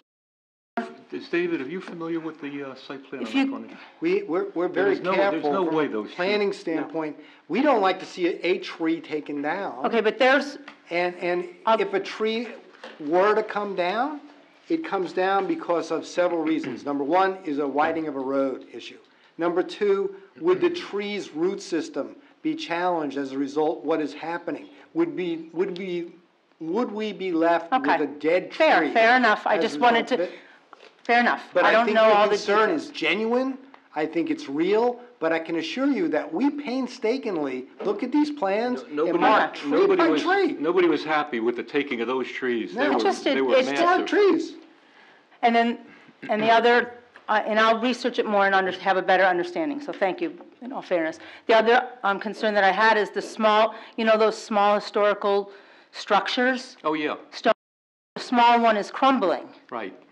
So is there, and I know, Mayor, you told me, well, they're going to probably be gone because the road is going there. Well, why don't we try to do the road around that or keep them so we, I'm sure they're historical in nature and the small one is crumbling now. They were examined along with the house, by the way. Okay. So they are not on anything that our historic landmark commission has. We have 19 sites that we've classified as landmark. That's not one of them. So we're just going to let it go. There will be a turning loop coming in. If I can describe that to you, I don't have a blackboard. No, that's okay, because I'm going to go see the plans. There's going to be a right-hand turn off of Whippany Road that comes into Bayer Boulevard. Right. And the radius of that right-hand is going to. Okay, that's sad, but okay. Is going to take those buildings. If there's a way to save those buildings, is some sort of monument area, and I'm all for it. I don't know if we. So it hasn't even been planned, okay. They have explored what can be saved. It's a 55-foot. In terms of the degree of the slope. All right. Again, I'm late to the party, I'm late, whatever, but you say voice, and then I do, and I don't really appreciate what exchange you just had with me, because that's intimidating. We haven't ignored it, and George will tell you that our landmark commission was, I'm going to use the word dogmatic about trying to save those buildings, et cetera. And we looked at it from an engineering standpoint. It's upsetting, and I know a lot of people are upset the way that was just, it looks like it was just plowed through. And again, I thought I followed the plans a lot. What? We could tell some of these companies not to come in. I'm not saying that. What are you saying? I'm saying to design the footprint in the building to save some of the aesthetics of what's seen from the just like you're doing on that corner. Saving the greenery, the aesthetics. It's not anti-development, it's just to take a better look and think of a way. Suggestions as to what we can do? Well, I'm not an engineer, so I don't know about root systems and whatever. I'm saying when we do projects to kind of take into account saving some of the greenery, shrubbery, the aesthetics of the town. I'm not anti-development. I'm saying we design sidewalks to go around trees on. Okay, that's great. Keep doing that. But in this, it's like they just. No, we share your concerns, understand them. Okay, it was just upsetting and very stunning to see that, like that, when you had, I thought it was going to be set back. When they do Whippany Village, the same thing occurs. And I had the same feeling, but when they lay out these site plans, what they remove, you'll see all of a sudden around that whole plan, all kinds of shrubbery. I know, but it's going to be years, George, before the trees. It's not really years that it's going to do. It's a matter of the aesthetics of the whole program, of the whole planning. Okay, really, you might get a company that when they do get the site plan, this is what they want. They want to see this. All right, and this benefits the community. All right, if you look at what we did what they did at Whippany Village, with the CVS, the bank, and all these places did all their own landscaping. But it had to conform to what we wanted as a township. Any place you go. Not disagreeing, I'm asking for consideration of trees and things. Trees. And I'm not a tree hugger, but I'm just saying, saving some of the aesthetics to keep the township ambiance. I don't know how to say it. We are not, as I said to you in some earlier, we are not out to clear cut. Okay, but that's not what that site looks like. And I'm going to go look at the plan more and understand, because I do not believe that trees had to be taken down that are close to the sidewalks, because the sidewalk's not being redone. The poles are already in. Sidewalk is going to be redone. Yeah, there's going to be okay, well, the poles are already in, and these are beyond the poles. It's called an XL cell lane. It's going to go all the way out to the Bayer Boulevard. It's going to allow 3 more lanes on that street. Okay, but what I'm talking, the poles are already moved. Yeah. I assume that there's not going to be new poles from the poles are already moved, and these trees are on about 20 feet, I'll go look at it tomorrow, about 20, 25 feet from the newer poles that are put in. And the poles are in place for the street widening already, right? Everyone's, The poles have already been moved, and the trees are on the Did other Lorraine- side. Did Lorraine approve did our forester Yes, look the at the site? arborist. Did the arborist look at what had to come down? Yes. Did she make a Arborist- decision and mark the trees that had to go? That's. Every tree is down. There's Our no that are arborist- marked and not marked. Pardon me? There's no marked and unmarked. They're all down. And there's some that are on They the other could not side. have come down without the, I'm not going to Okay. argue with you, I'm not madam. arguing. I'm I just will not asking argue for with you. explanation. No, We just- have a forester, we have an arborist that went out and made determinations as to what had to be taken down for maybe various reasons, as Mr. Faramaska said. Could have been the health of the tree or not health of the tree, it could have been. I'll talk to the arborist and Dave, are you the engineer that was showing me We the don't site make plan? these decisions on our own. I'm not- You know. I'm trying to understand it. Don't, if you want, you're encouraged to come out and talk. If you're gonna be attacking to me like that, then I won't be here again. No, thank you for coming out, expressing your thought. You were not attacked, madam. We're looking, if you have some solution or resolve that you can share with us, very happy to hear it. But nobody is attacking you. We're listening to you on how to save this tree, and we're trying to tell you all the ways, well, thank you, you don't want to hear anything about it. Anyone else like to be heard at this time? Bill, go ahead. Keener, Hamilton Court. Just a question. You're redoing that intersection. Are you going to take down all the old poles? And The signals are going to be moved, and the not telephone moved, poles. taken down. There's the ones like right in front of the chapel and so forth. Are they coming down?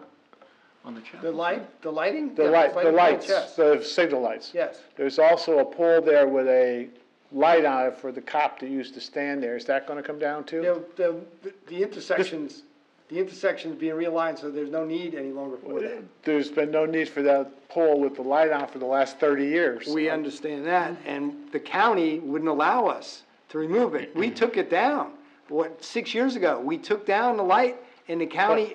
No, I'm sorry. I understand you're taking the poles down for the lights.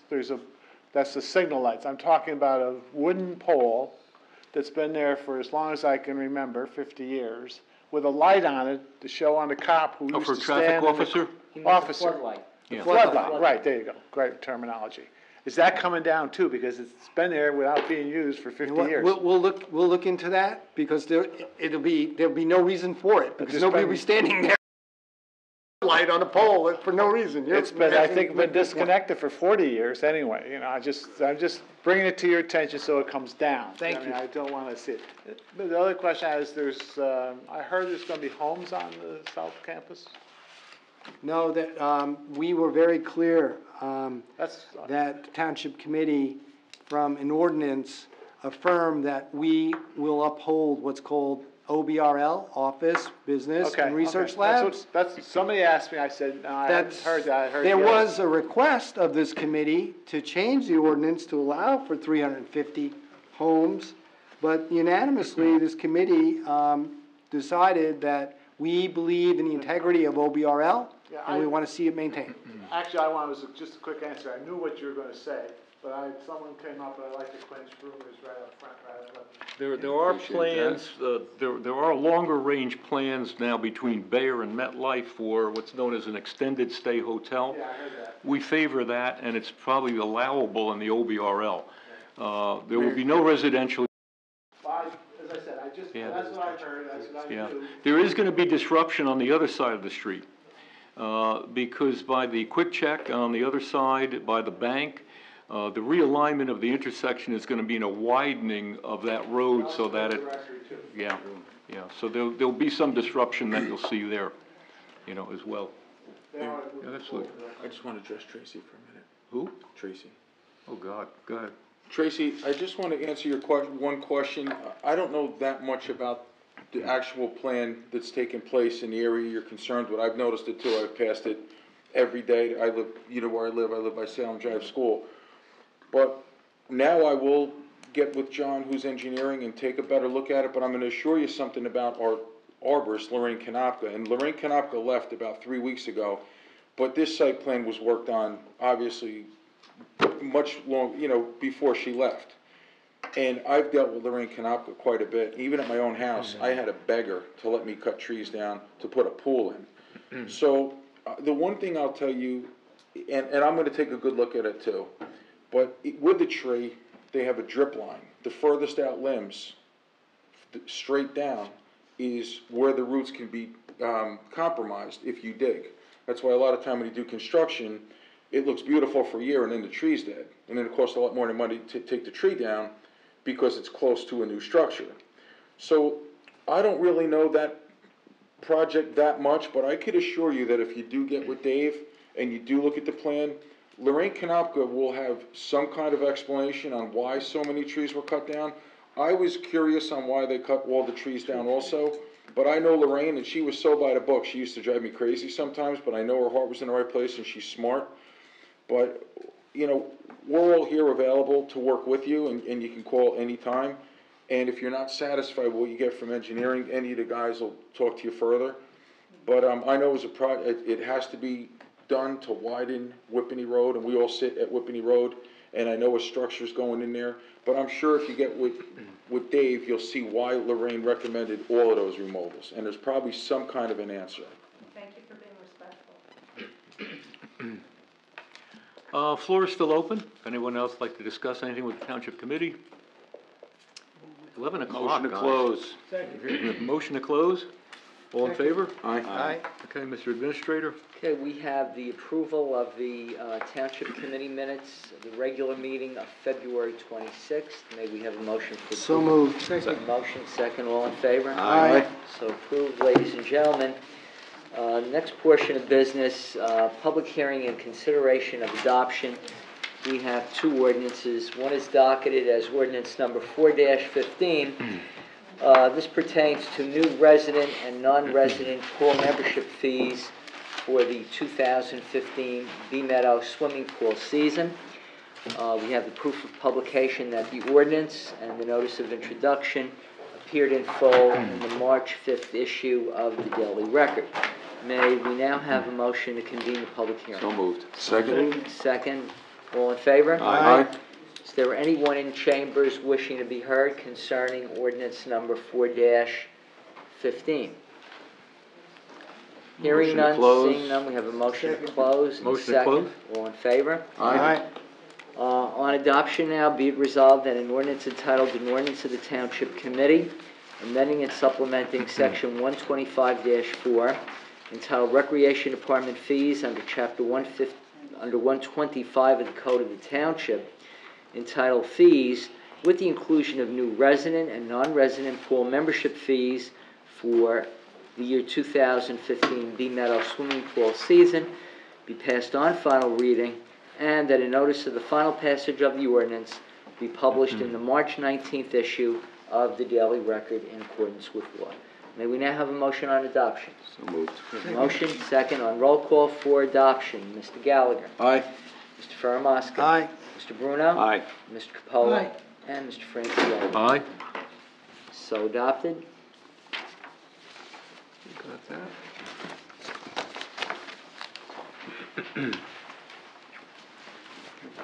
Copies one. Yeah. And ordinance number 7-15. This authorizes the execution of a lease agreement with the Hanover Township Little League Incorporated for the operation of the Blackbrook Park concession stand commencing April 18th through August 31st.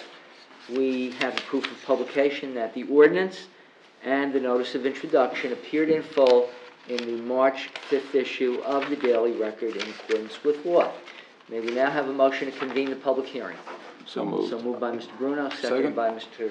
Capola. All in favor? Aye. Is there anyone present wishing to be heard concerning ordinance number 7-15? We have a motion to Second. close the public hearing, second. All in favor? Aye. Now, on adoption, be it resolved that an ordinance entitled an ordinance authorizing the execution of a lease agreement with the Hanover Township Little League Incorporated for the operation of the Blackbrook Park concession stand commencing April 18th through August 31st be passed on final reading, and that a notice of the final passage of the ordinance be published in the March 19th issue of the Morris County Daily Record. May we have a motion on adoption? So moved. So Second. moved. Second, on roll call. Mr. Gallagher. Aye. Mr. Ferramaska. Aye. Mr. Bruno. Aye. Mr. Capola. Aye. And Mr. Franciulli. Aye. and that is adopted. Can you do the other ones on consent? I think we can, yes. Good That's suggestion, a good Committeeman suggestion. Capola. Joe, I'll second. Well done, Mr. Capola. I'll second that, George. One moment. I just have to give these to the mayor to sign. Thank you, Ron. Okay, ladies and gentlemen, there's been a motion, a request by Committeeman Capola, if we can do the ordinances for introduction as a consent agenda. And the answer is yes, because all three ordinances are slated for public hearing at the Township Committee meeting on the 26th of March at 8:30 p.m. And at that time, any person present will be given the opportunity to address the Township Committee on any one of the three ordinances.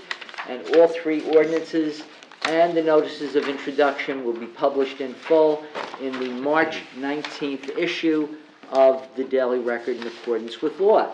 So, Mr. Capola, you make the motion. We have a second. Second. All in favor? Mr.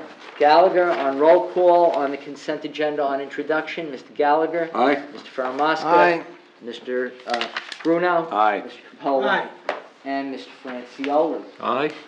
So approved on introduction for ordinances 9, 10, and 11. Next portion of business, ladies and gentlemen, we have the public hearing and consideration of adoption of the 2015 current fund budget. We have the proof of publication that the synopsis of the budget was published in full in the Wednesday, February 25th issue of the Daily Record. And at this time, the total amount of the budget, which does not have a tax increase for the municipal portion, total amount of the appropriation, $25,085,704.06. So may we have a motion to So convene moved. the public hearing? We have a motion by the Second. mayor, seconded by Mr. Bruno. On roll call, Mr. Gallagher. Aye. Mr. Faramaska. Aye. Mr. Bruno. Aye. Mr. Capola. And Mr. Francioli. Aye. Is there anyone in chambers wishing to be heard concerning the 2015 municipal budget? Please give your name and address for the record, sir. Bill Keener, 26 Hamilton. Quick question, is the budget final, or does the state have to approve it? Oh, state still has to approve it, yeah. State has already approved it and gave us authorization to adopt it. Yeah.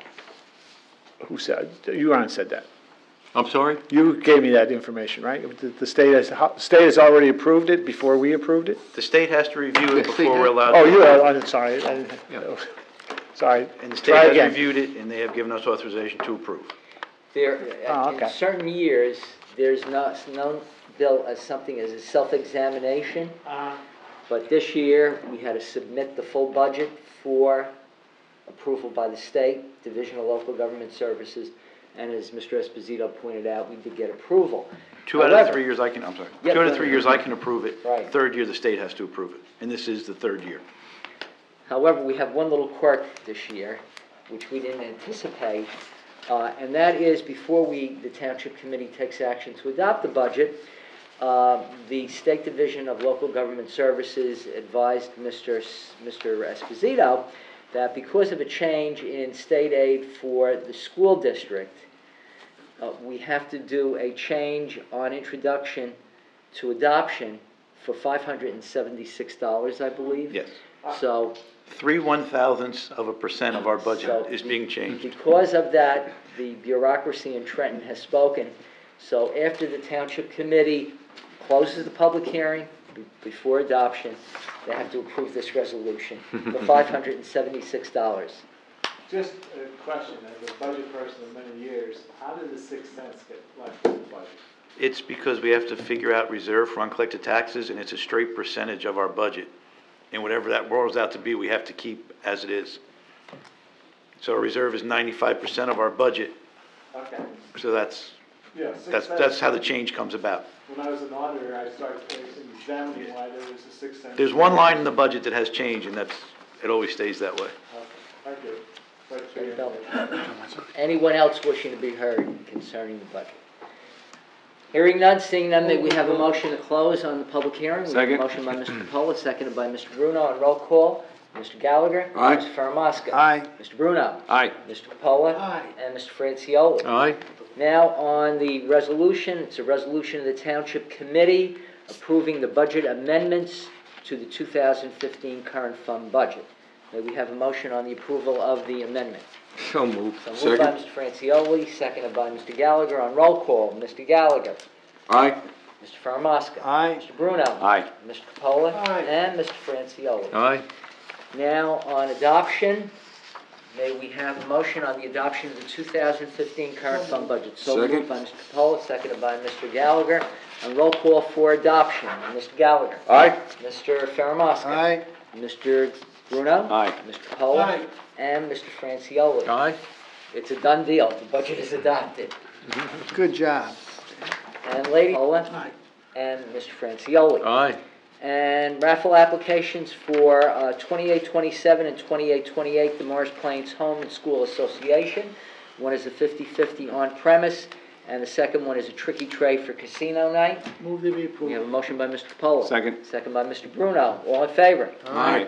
So approved. Payment of bills, $5,129,190.29.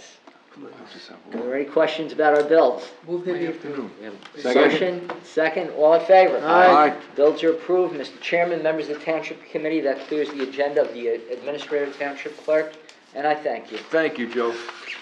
Is there any other comment from the Township Committee? Just one brief item regarding the fireworks. We're going to be moving the venue because the turf field is going to be installed at the high school, and there'll be construction going on and so forth. So we've settled on Veterans Field, which is right across the street, on July 1st.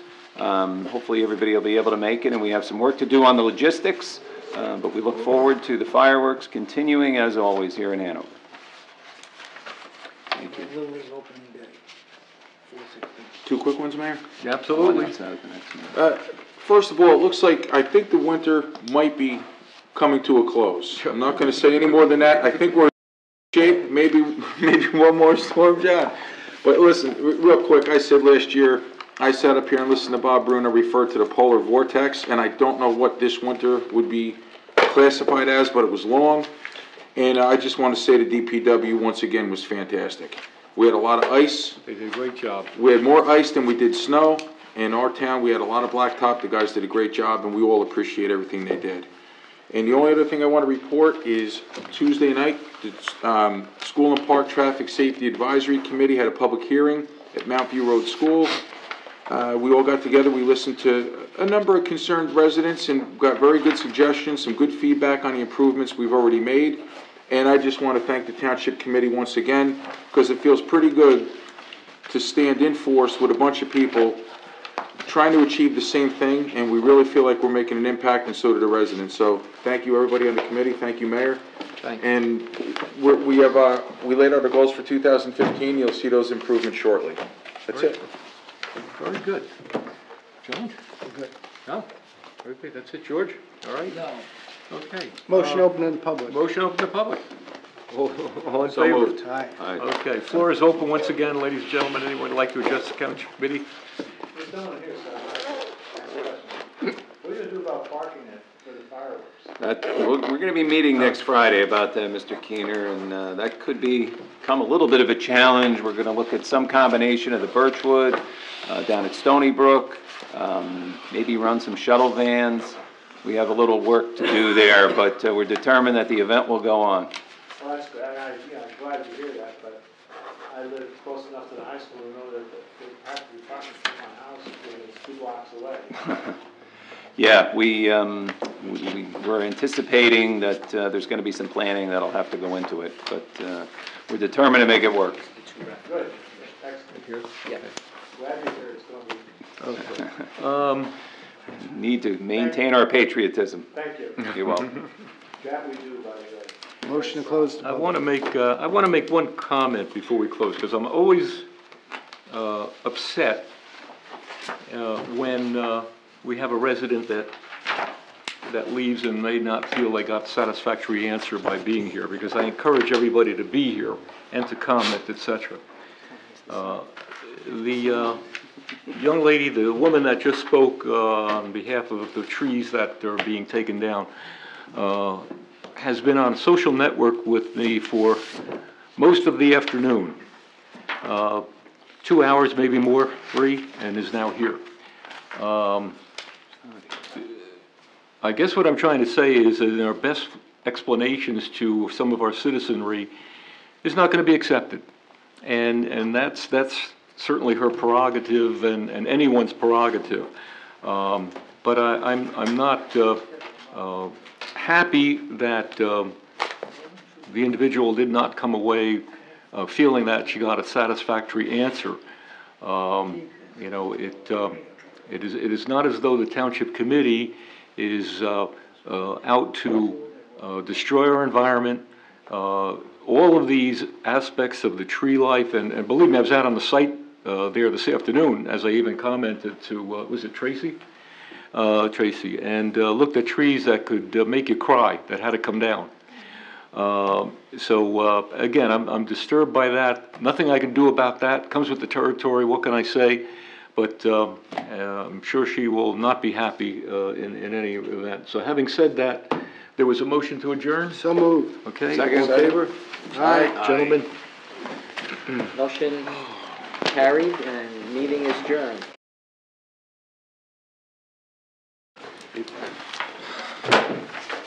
Thank you, sir. You did a great job, man. I ever get in trouble with Claude. You did a great job.